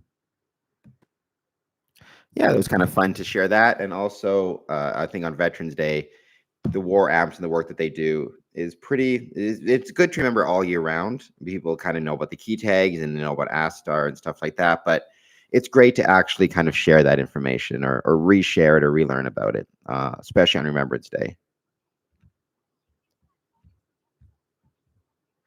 If you're just joining us, hit the like button, hit the subscribe button, and let me know how you guys are doing and what you guys want to chat about.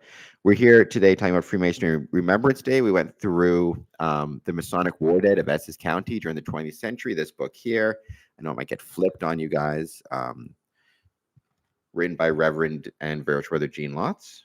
So yeah.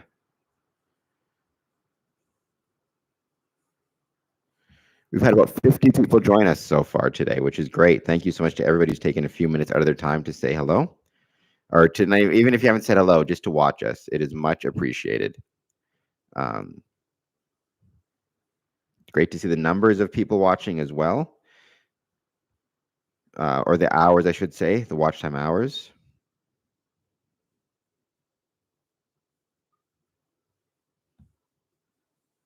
I plan to be doing another one of these live streams on Thursday, maybe even tomorrow, depending on my time. I could potentially do one of these tomorrow as well, though. So yeah, so see if anybody else wants to jump on. If you hit in the chat, let me know. Does your lodge do anything for Memorial Day?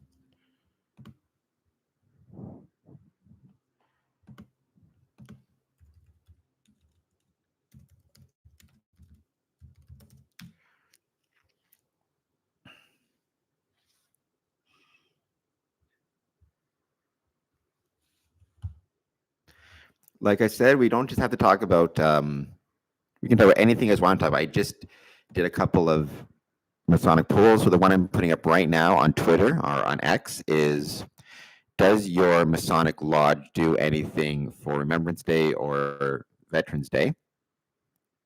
And if so, I'd love to know what.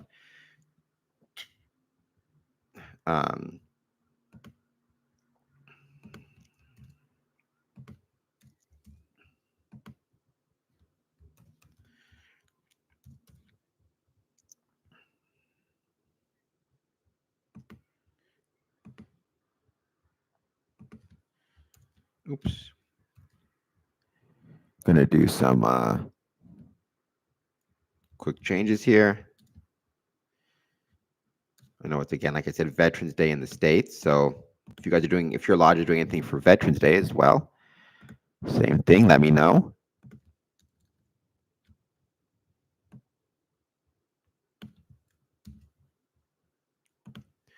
But if you don't want to talk about that, we can talk about some other things as well. We can talk about, for example, the other poll I just put up on Twitter, YouTube, which is, to what age do you date stonemasonry? I mean, and I think I made the point you could even date stonemasonry to a time that predates human beings, because the earliest stone tools date 3.3 million years in age and date to a time before Homo sapiens, human beings, but to Australopithecus, who was kind of one of our ancestors, maybe our ancestor, right, of modern humans. So that's kind of cool. So far, though, I haven't seen any answers. I don't think, yeah, no answers, at least no answers on YouTube. I'll check after. Also, we can talk about some of the more science stuff. For example, James Webb Telescope. I did an interview about the James Webb Telescope on Medium, or I did an interview with NASA on our Medium page about the James Webb Telescope. And as part of that interview, I've been trying to keep track of what the James Webb Telescope is doing, and it's doing some pretty amazing things in terms of discovering, the age of the universe, discovering new information about the size of the universe. And I posted that on my social media as well, because Freemasonry, one thing Freemasons ought to be concerned about, in my opinion, is having an understanding as it relates to science, the liberal arts and sciences, and things like geometry and how geometry affects the world. So that's something to keep in mind also.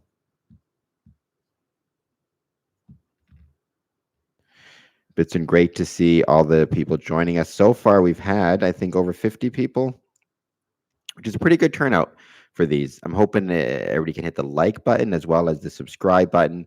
And let me know what you guys want to chat about as well.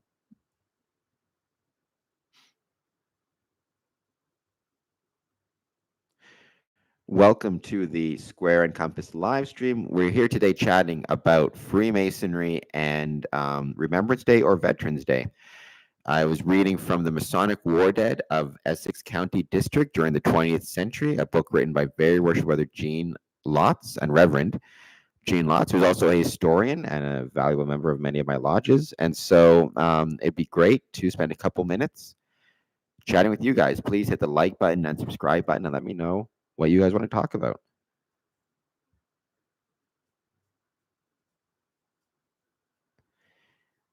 I'm happy to stick around kind of as long as people want to chat. We had a great turnout earlier on. I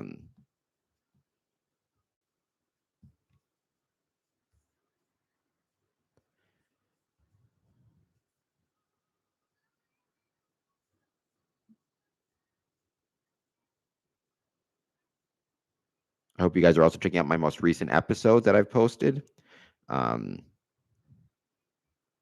The most recent one was probably yesterday we posted. Yeah, the most recent one was yesterday. If you don't want to count this live stream, we talked about Johnstown Masonic Temple, an absolutely beautiful Masonic temple and beautiful spot. So yeah, I hope you guys will join. Join us and join the chat, because these kind of streams are hard to do if people aren't chatting. So that's kind of the purpose of it.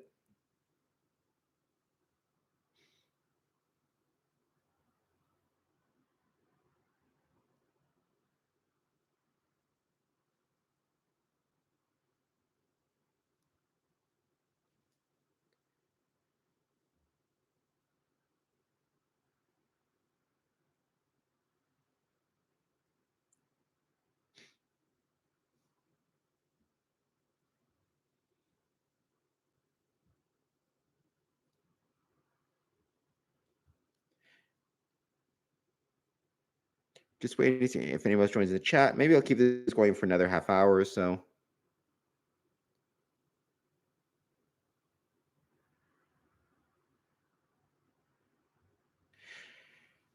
So let's give it a little bit more time, see who else jumps in. We can also talk about anything else you guys want to talk about. If you're from the States, you want to talk about Thanksgiving and what your plans are for Thanksgiving, that would be great to hear. Is your lodge doing anything for Thanksgiving?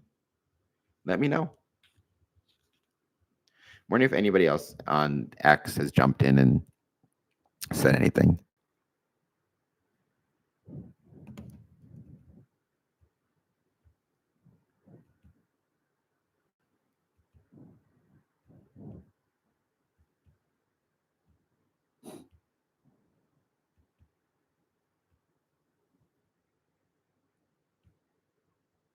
I also found it was my 5-year anniversary of X, or being on Twitter, I guess now X. So that was kind of cool.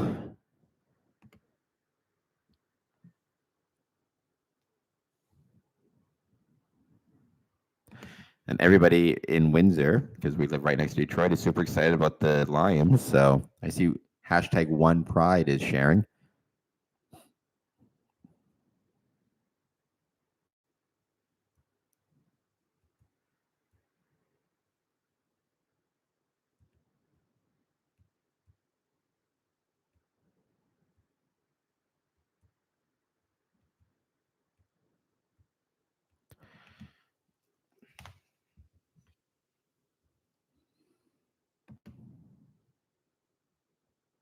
Give it a bit more time, see if anybody else jumps on.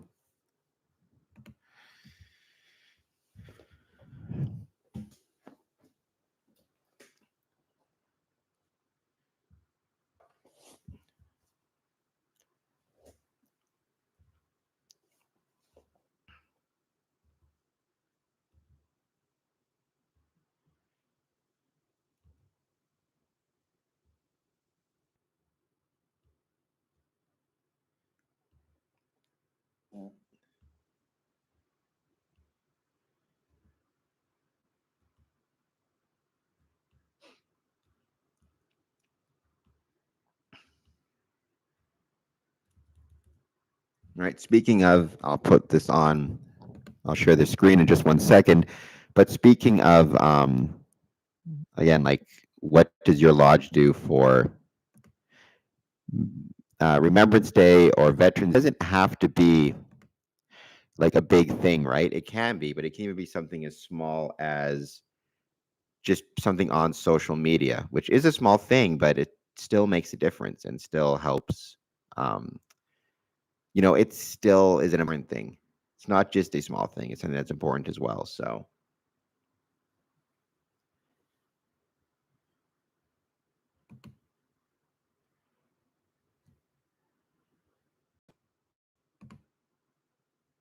I think that's something really important to keep in mind when you're talking about what do you do. Could be something as small as posting on social media.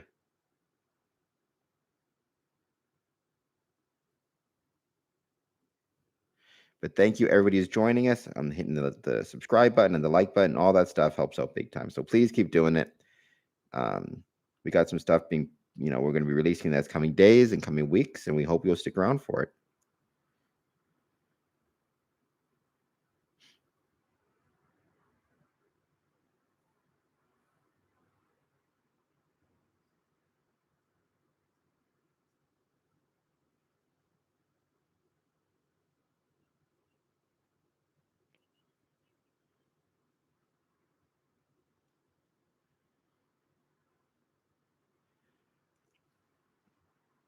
Still got a bit of time. We'll stick around for maybe another 20 minutes, see if anybody else jumps on the stream, but then we'll maybe call this one for today. We'll do some more stuff tomorrow.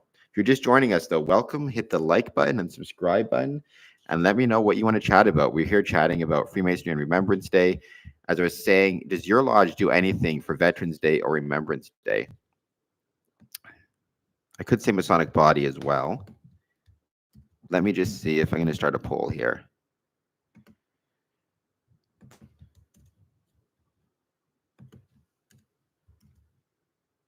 There we go. Let's start that poll. We'll give it a few.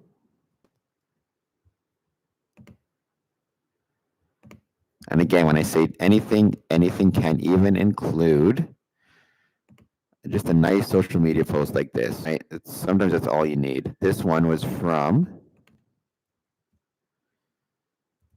London Masons. So I think stuff like that's important to keep in mind when you're talking about, what does your lodge do for Remembrance Day? If you're just joining us, I see we had a bunch of people in the chat earlier. Now we're down to one, but if you want to jump in the chat, say hello, hit the like button and subscribe button. That'd be much appreciated.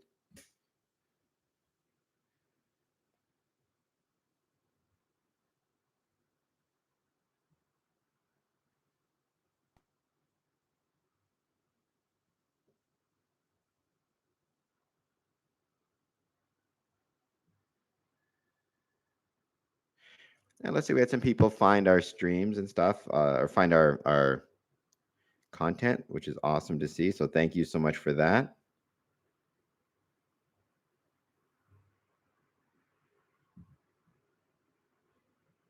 Looks like they're finding it through YouTube search, which is awesome to see. Let me also know, how do you find our information? Like, that's something really important that I don't stress enough. It's how do you find us? Because knowing that helps me figure out where to train my efforts.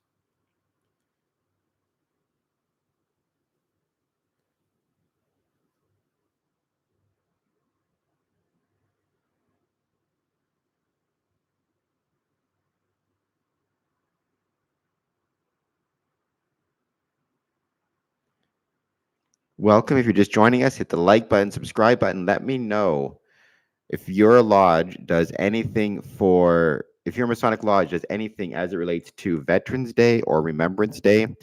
And if so, what is it? It even be something as small as social media posts like what we see here.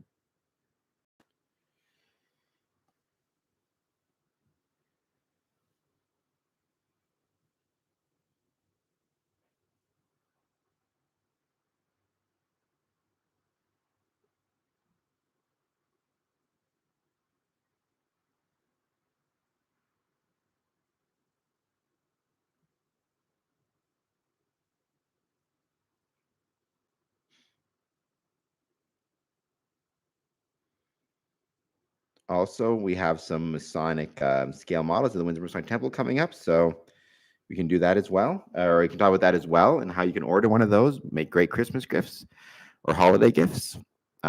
With that, I think we're going to call this chat. Thank you to everybody who joined us. Thank you also to Gene Lotz for writing The Masonic Warded of Essex County District during the 20th century, which I was reading from today.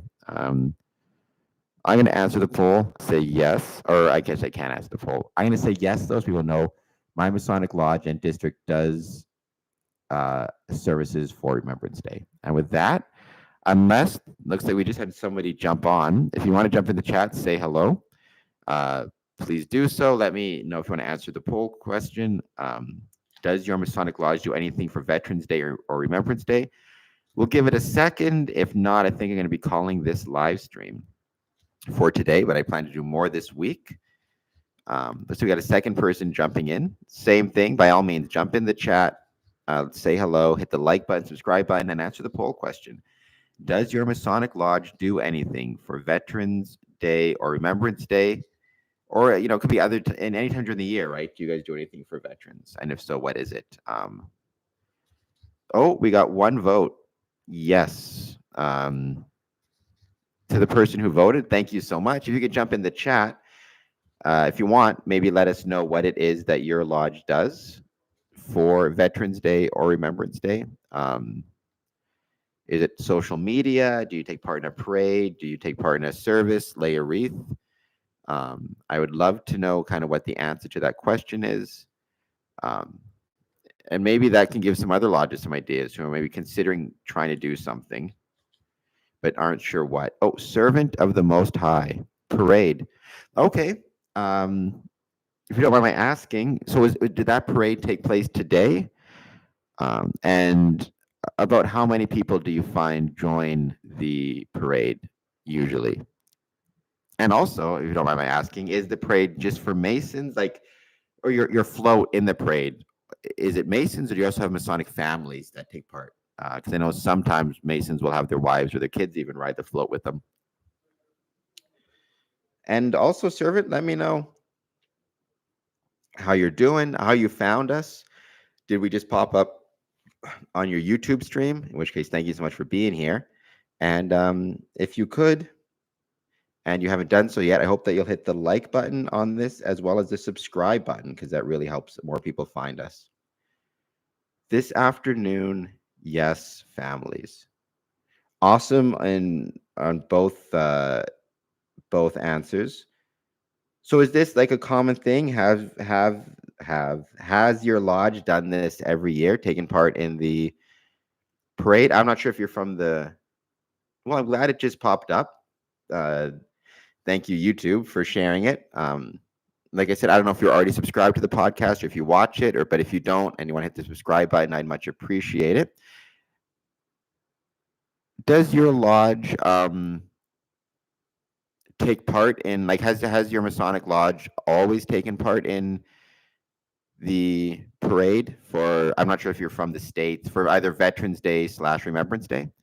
Or is it kind of a newer thing?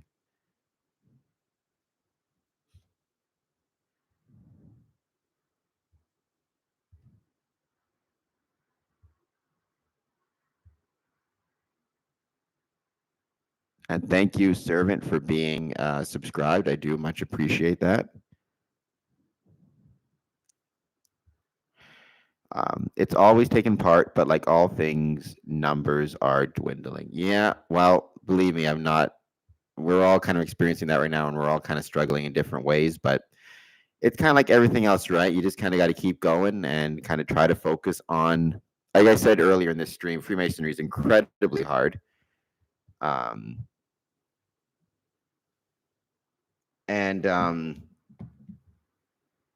you kind of gotta find your victories where you can. I think it's like life, right? Life is really really hard, and so as much as you can, you got to try to find your little victories and celebrate them because there aren't always a lot of them.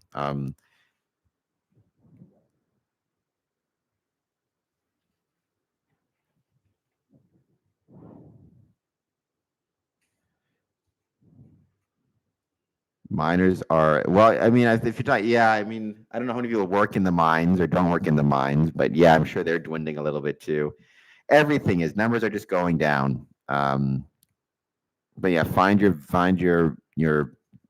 victories where you can. If you want to let me know which lodge you're a member of, if you don't want to, that's no worries as well. Um, have I had the chance to visit you guys before? I take a lot of pride in the fact I've visited a lot of Masonic lodges and Masonic buildings and Masonic bodies over the years. Kidding around because you messed. Well, I figured out what you were trying to say, so I kind of got it. So I don't mind helping a brother out and ignoring the misspelling. I'm fine with doing it that way.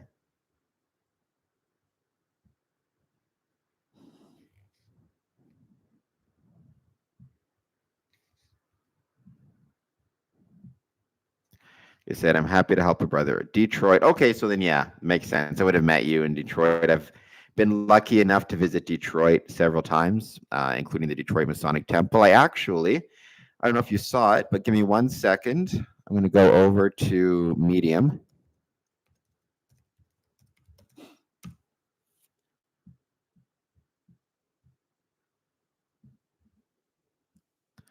Let's see. So, yeah, you guys celebrated Veterans Day today.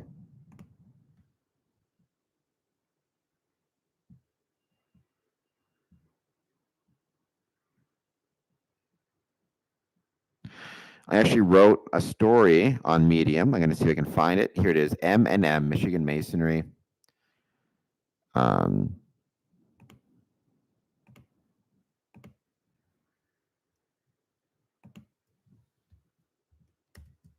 Here we go.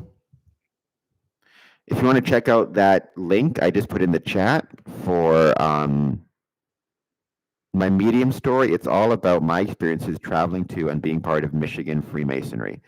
So by all means, I hope you'll check that out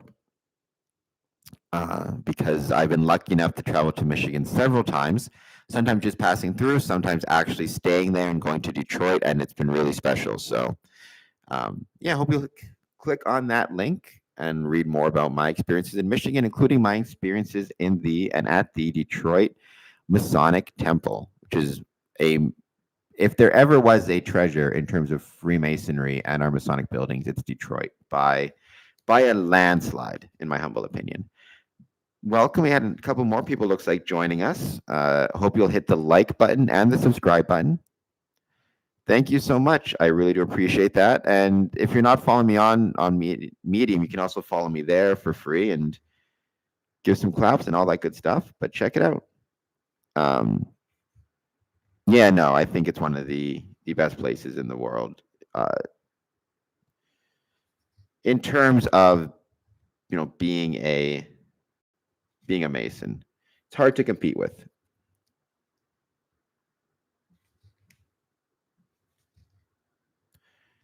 I'm going to see if I can give this maybe 5 more minutes, see if anybody else jumps on. If you do, please hit the like button and subscribe button. Answer our poll question. Does your Masonic Lodge do anything for Veterans Day or Remembrance Day? And if you do answer and you answer yes, let us know in the chat what it is that you guys are doing.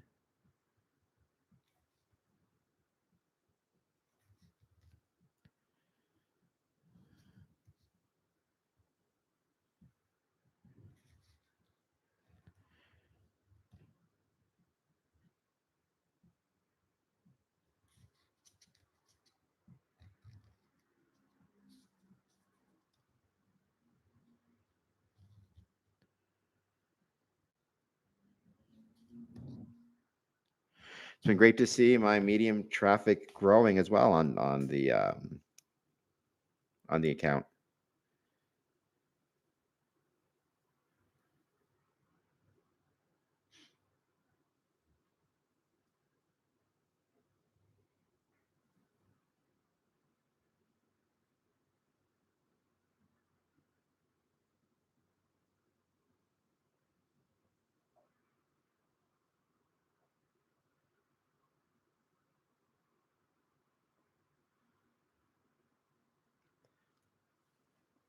All right, I'm going to give this a couple more minutes, then I think I'm going to close off. And again, it was great. I stayed around and I got Servant of the Most High joining us, which was awesome to see.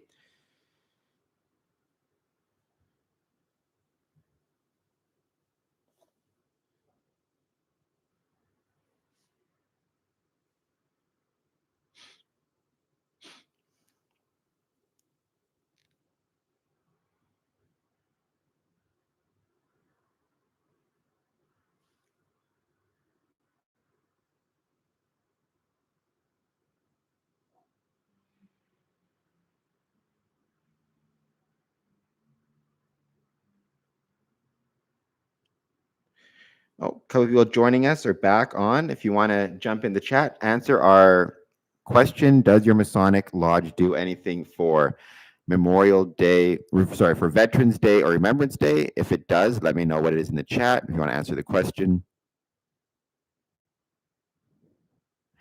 Spencer, strike within the lines drawn by the measure of the rule. You know what I mean, my widow's son. So I assume you're talking there about the tools of an entered apprentice Mason. And also I see the widow's son reference there. Let me know, Spencer, where you're from, if you ever joined our chat before. And also, if you want to mention on here on the Masonic poll, does your Masonic Lodge do anything for Veterans Day or Remembrance Day? And if so, what is it that you guys get up to? We just talked to Servant of the Most High, who mentioned that their lodge takes part in the Veterans Day Parade in Detroit.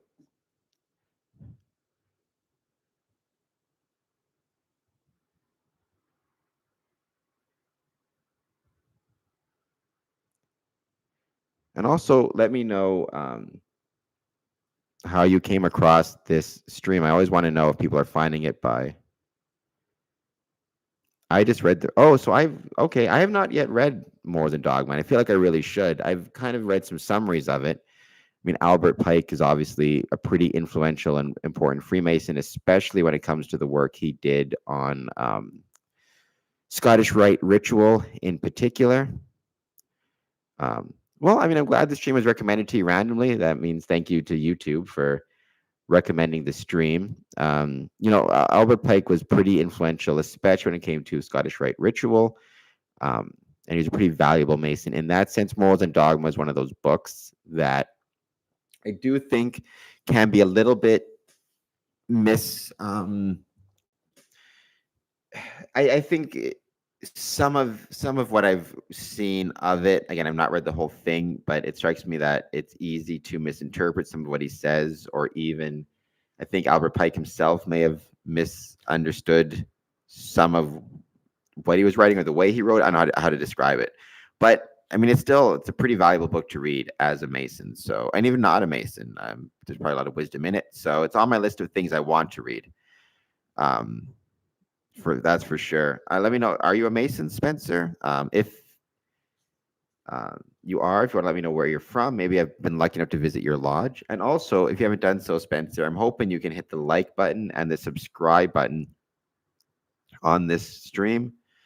The more subscribers I get, especially to the stream, the more the stream gets recommended. I am not a Mason. No worries. Are you interested in Freemasonry? I mean, we tend to talk in this stream primarily about Freemasonry because I'm a Freemason. I joined in 2007, and I'm happy to try to answer whatever questions I can. I don't claim to be an expert, but Square and Compass Promotions in general, right? Our purpose, whether it's through these live streams or Medium or social media, our goal is to try to explore the ways in which Freemasonry is relevant to the communities in which it's located. So the history of Freemasonry in terms of how it affects and benefits the communities in which it's located. We spend a lot of time talking about the Windsor Masonic Temple because that's my Masonic temple in my home.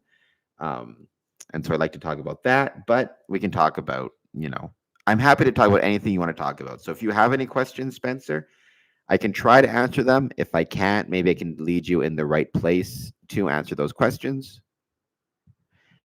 I'd be happy to do my best.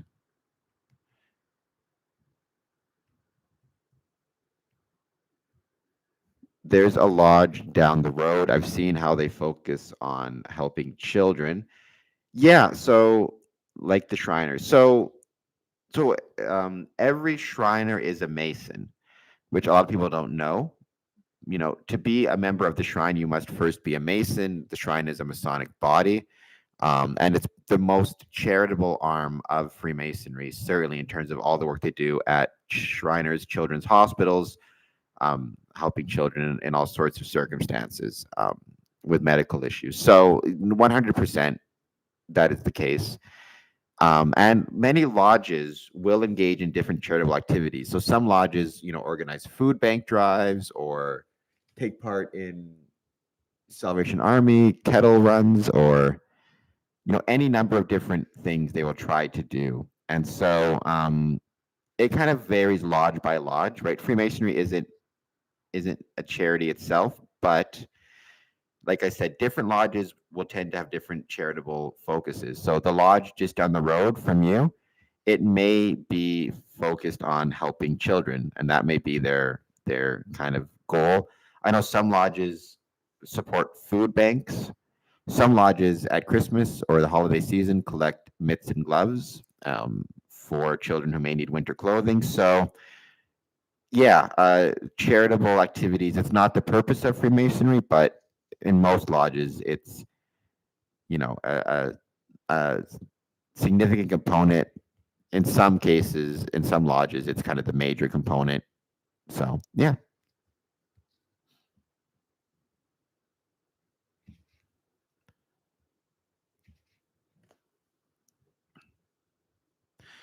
I've been lucky enough. I've been traveling around. I've traveled to a lot of different Masonic lodges over the years, and I've seen their charitable activities. I've seen what they do. California has some, Masons for Mitts things for kids. So there's a lot of charitable activities that take place there. Let me know, Spencer, if you have any other questions or anything else that you want to chat about.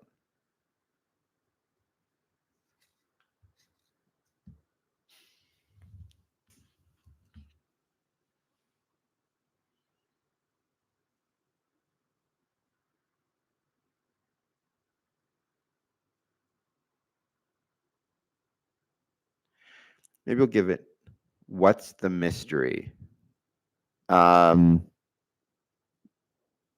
Mystery in what sense? So I'm gonna need a little bit more. Do you mean mystery in terms of like why we keep some things secretive or private is the word I prefer to use, right? Like those mysteries. Because I can answer that question if you just give me 1 second. I got to get a sip of Coke.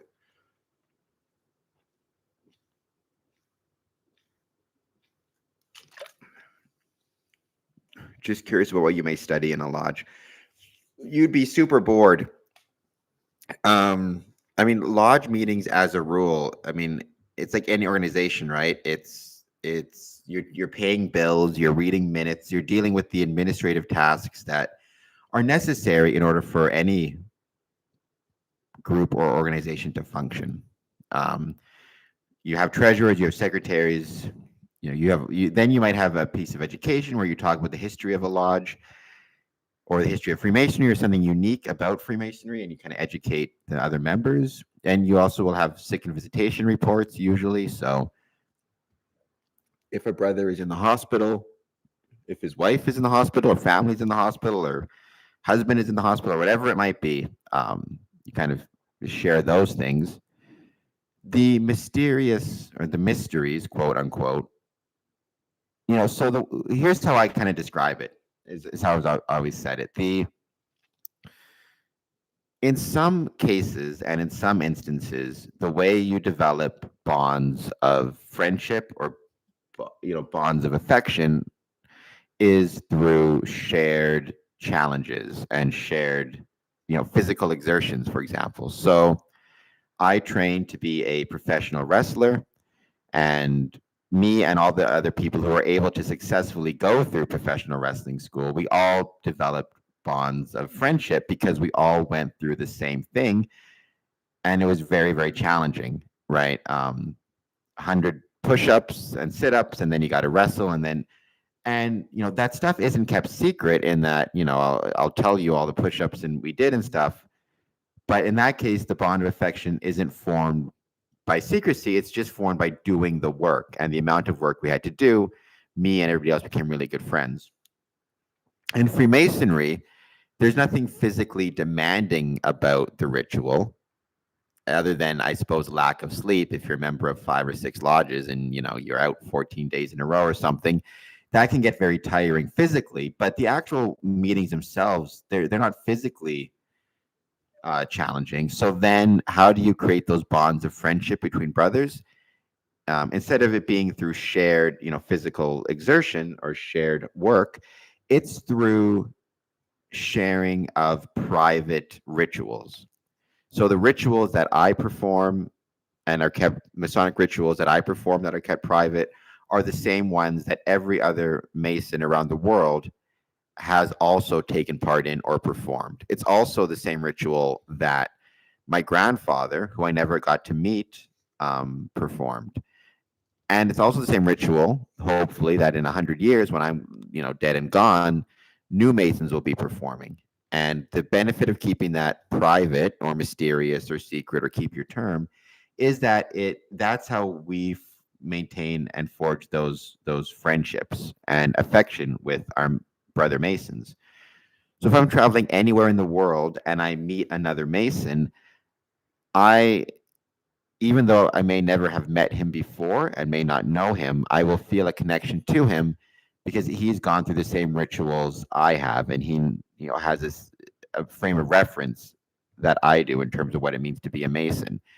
If those rituals are no longer mysterious or no longer private and are just out there for anybody to know, whether they become a Mason or not, it takes away some of that closeness I'm going to feel, because now the ritual isn't as special because it's accessible to everybody. Um, if again, in the case of other things, so for example, even in today's Remembrance Day, in terms of the Army, for example, I don't think the Army really keeps a lot of its training secret, and what's expected of you in boot camp, what's expected of you in SEALs. I've seen the documentaries about the training, but in that case, the the team, the bonds of friendship between the SEALs, between the the soldiers, it's not formed because the training is secret. It's formed because the training is very, very, very hard, and that's going to forge those friendships. In the case of Freemasonry, it's challenging in a different way, but it's not physically challenging. So in that case, the bonds of friendship are forged through sharing of private ritual or quote unquote mysterious ritual, if that makes any sense at all.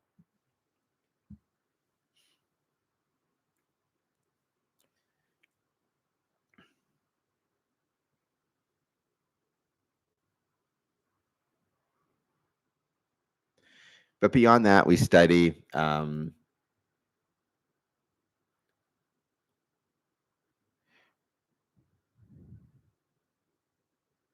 what might deem someone less than respectable or unworthy of that. Well, so right, to be initiated, I mean, and there is, I should make it clear, there is in Ontario and England and other places, there is the Order of Women Freemasons. There's also Eastern Star and Rainbow for girls and women. But in terms of Freemasonry, like my lodges, in order to join, you have to be over 21 years of age. You have to be a man, and you have to believe in a supreme being. What that supreme being is kind of up to you, however you want to define it. It's between you and that supreme being. typically, it tends to fall into one of the big three categories, if you want to call them that, Judaism, Muslim, or Christian. But we, First Nations or Indigenous Brethren, Hindu. So, but you have to believe in a supreme being. So those are the three basic requirements.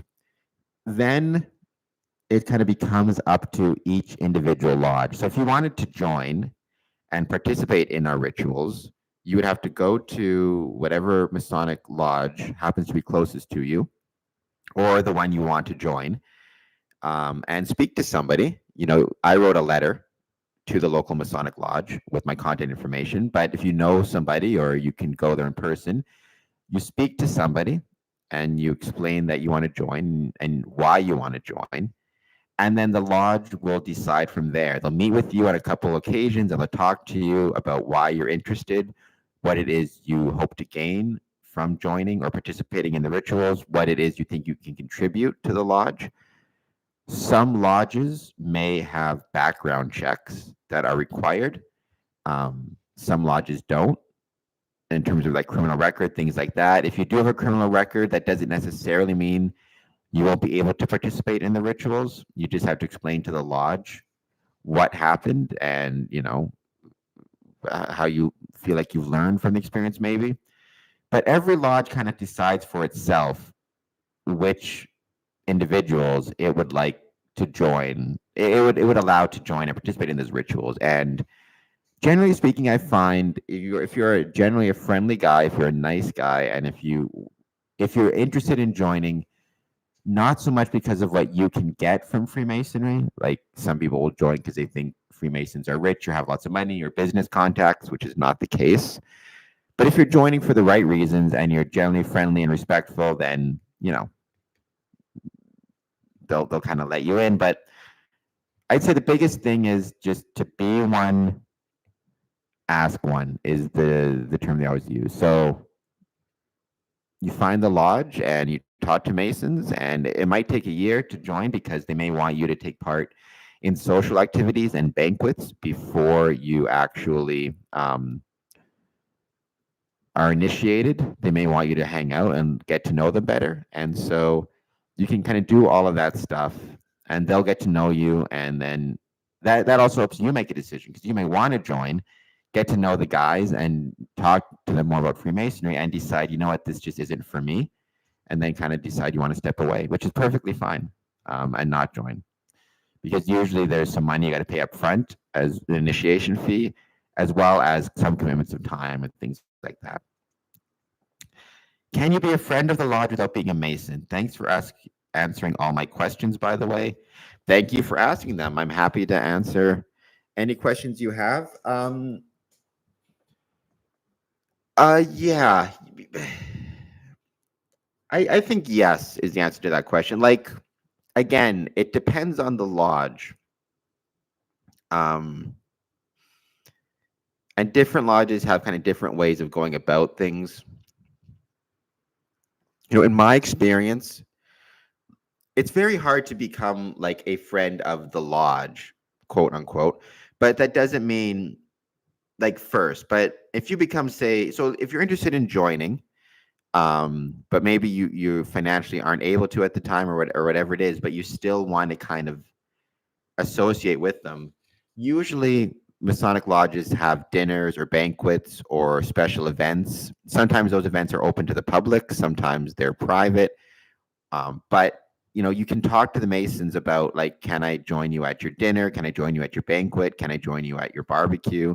Can my family join you at these things as well? Usually something like that is kind of possible, and lodges are being encouraged to kind of develop a friendship with the applicant before they join, to get to know them better and make sure it's going to be a good fit. But that all goes back to that first initial question we talked about, which is right to be one, ask one. If you want to be involved in Freemasonry in any way, as kind of a friend of the lodge up to participating in the rituals, the first step is to find your local Masonic lodge and talk to the brethren there about your next steps.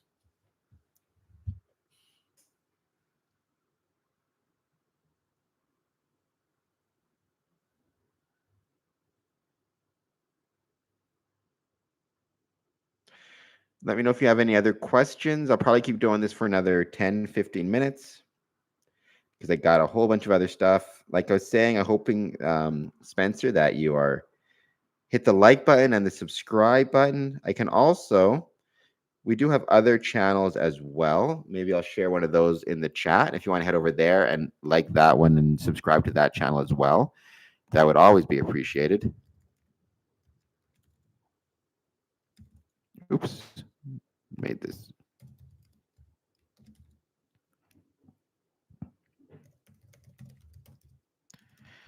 But I do have to finish this because I have a bunch of work. I have a ton of work I got to do, and I still want to watch Lost, which I've started watching again. I don't know if you remember that show, Spencer, but that was, I just discovered it, rediscovered it again. It's a really, really good, it's a really, really good show.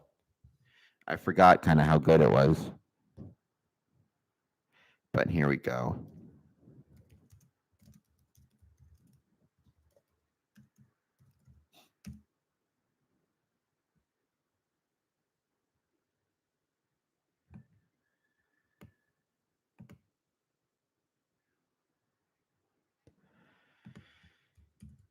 All right, Spencer and anybody else watching, that's my link I just put in there for the Clips channel. If you could check it out, I'd very much appreciate it.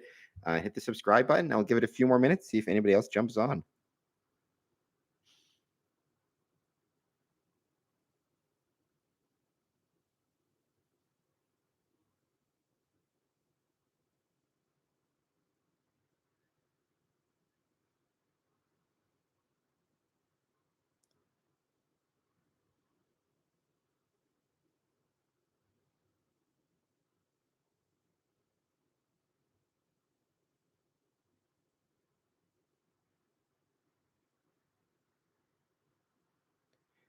Maybe we got a few more minutes just to wait to see anybody else can make it.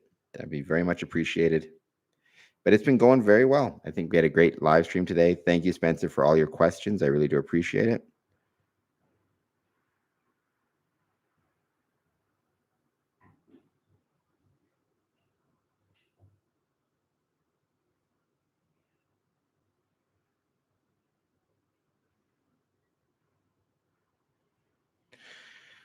We're going to give this maybe 2 more minutes. See if anybody else jumps on at the last minute. Otherwise, we're going to call this one for now.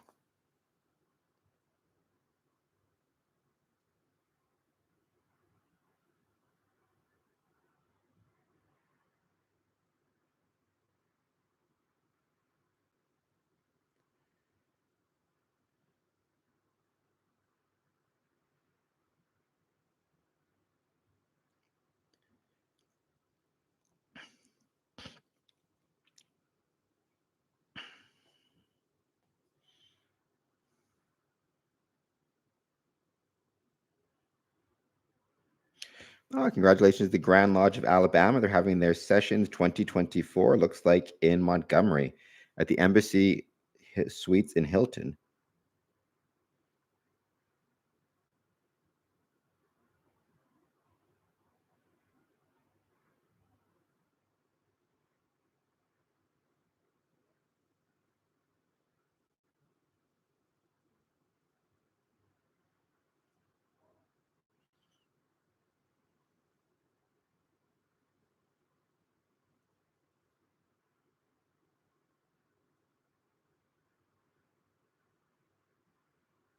Thank you, everybody, for jumping on and checking out our chat. I really do appreciate it. We've had about 70 people join our live stream so far, which has been awesome. So it is truly appreciated. Let's give it maybe 2 more minutes. I'm going to go till 2:20, 2 hours and 20 minutes in. So if anybody else jumps on, by all means, you can answer. Oh, we actually had, sorry, I just realized this. We've had 3 votes. Does your Masonic Lodge do anything for Veterans Day or Remembrance Day? 2 yes, 1 no. To anyone who said yes, please jump in the chat and say what it is that you guys do. I'd love to know. And the person who said no, is there anything that you maybe want to do or would consider doing in future? But knowing what you guys do would be very, very helpful. Because maybe if nothing else, this can be a venue to share ideas, and others may be interested in taking part.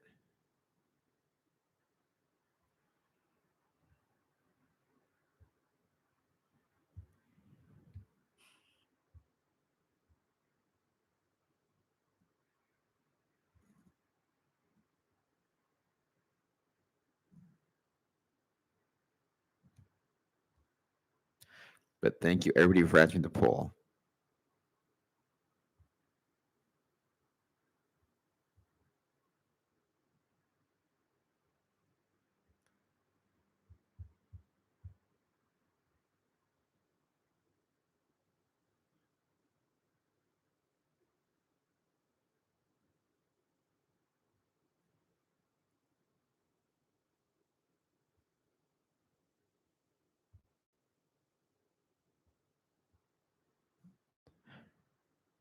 All right, I think we are going to call it a day. Thank you, everybody, for taking part in this stream.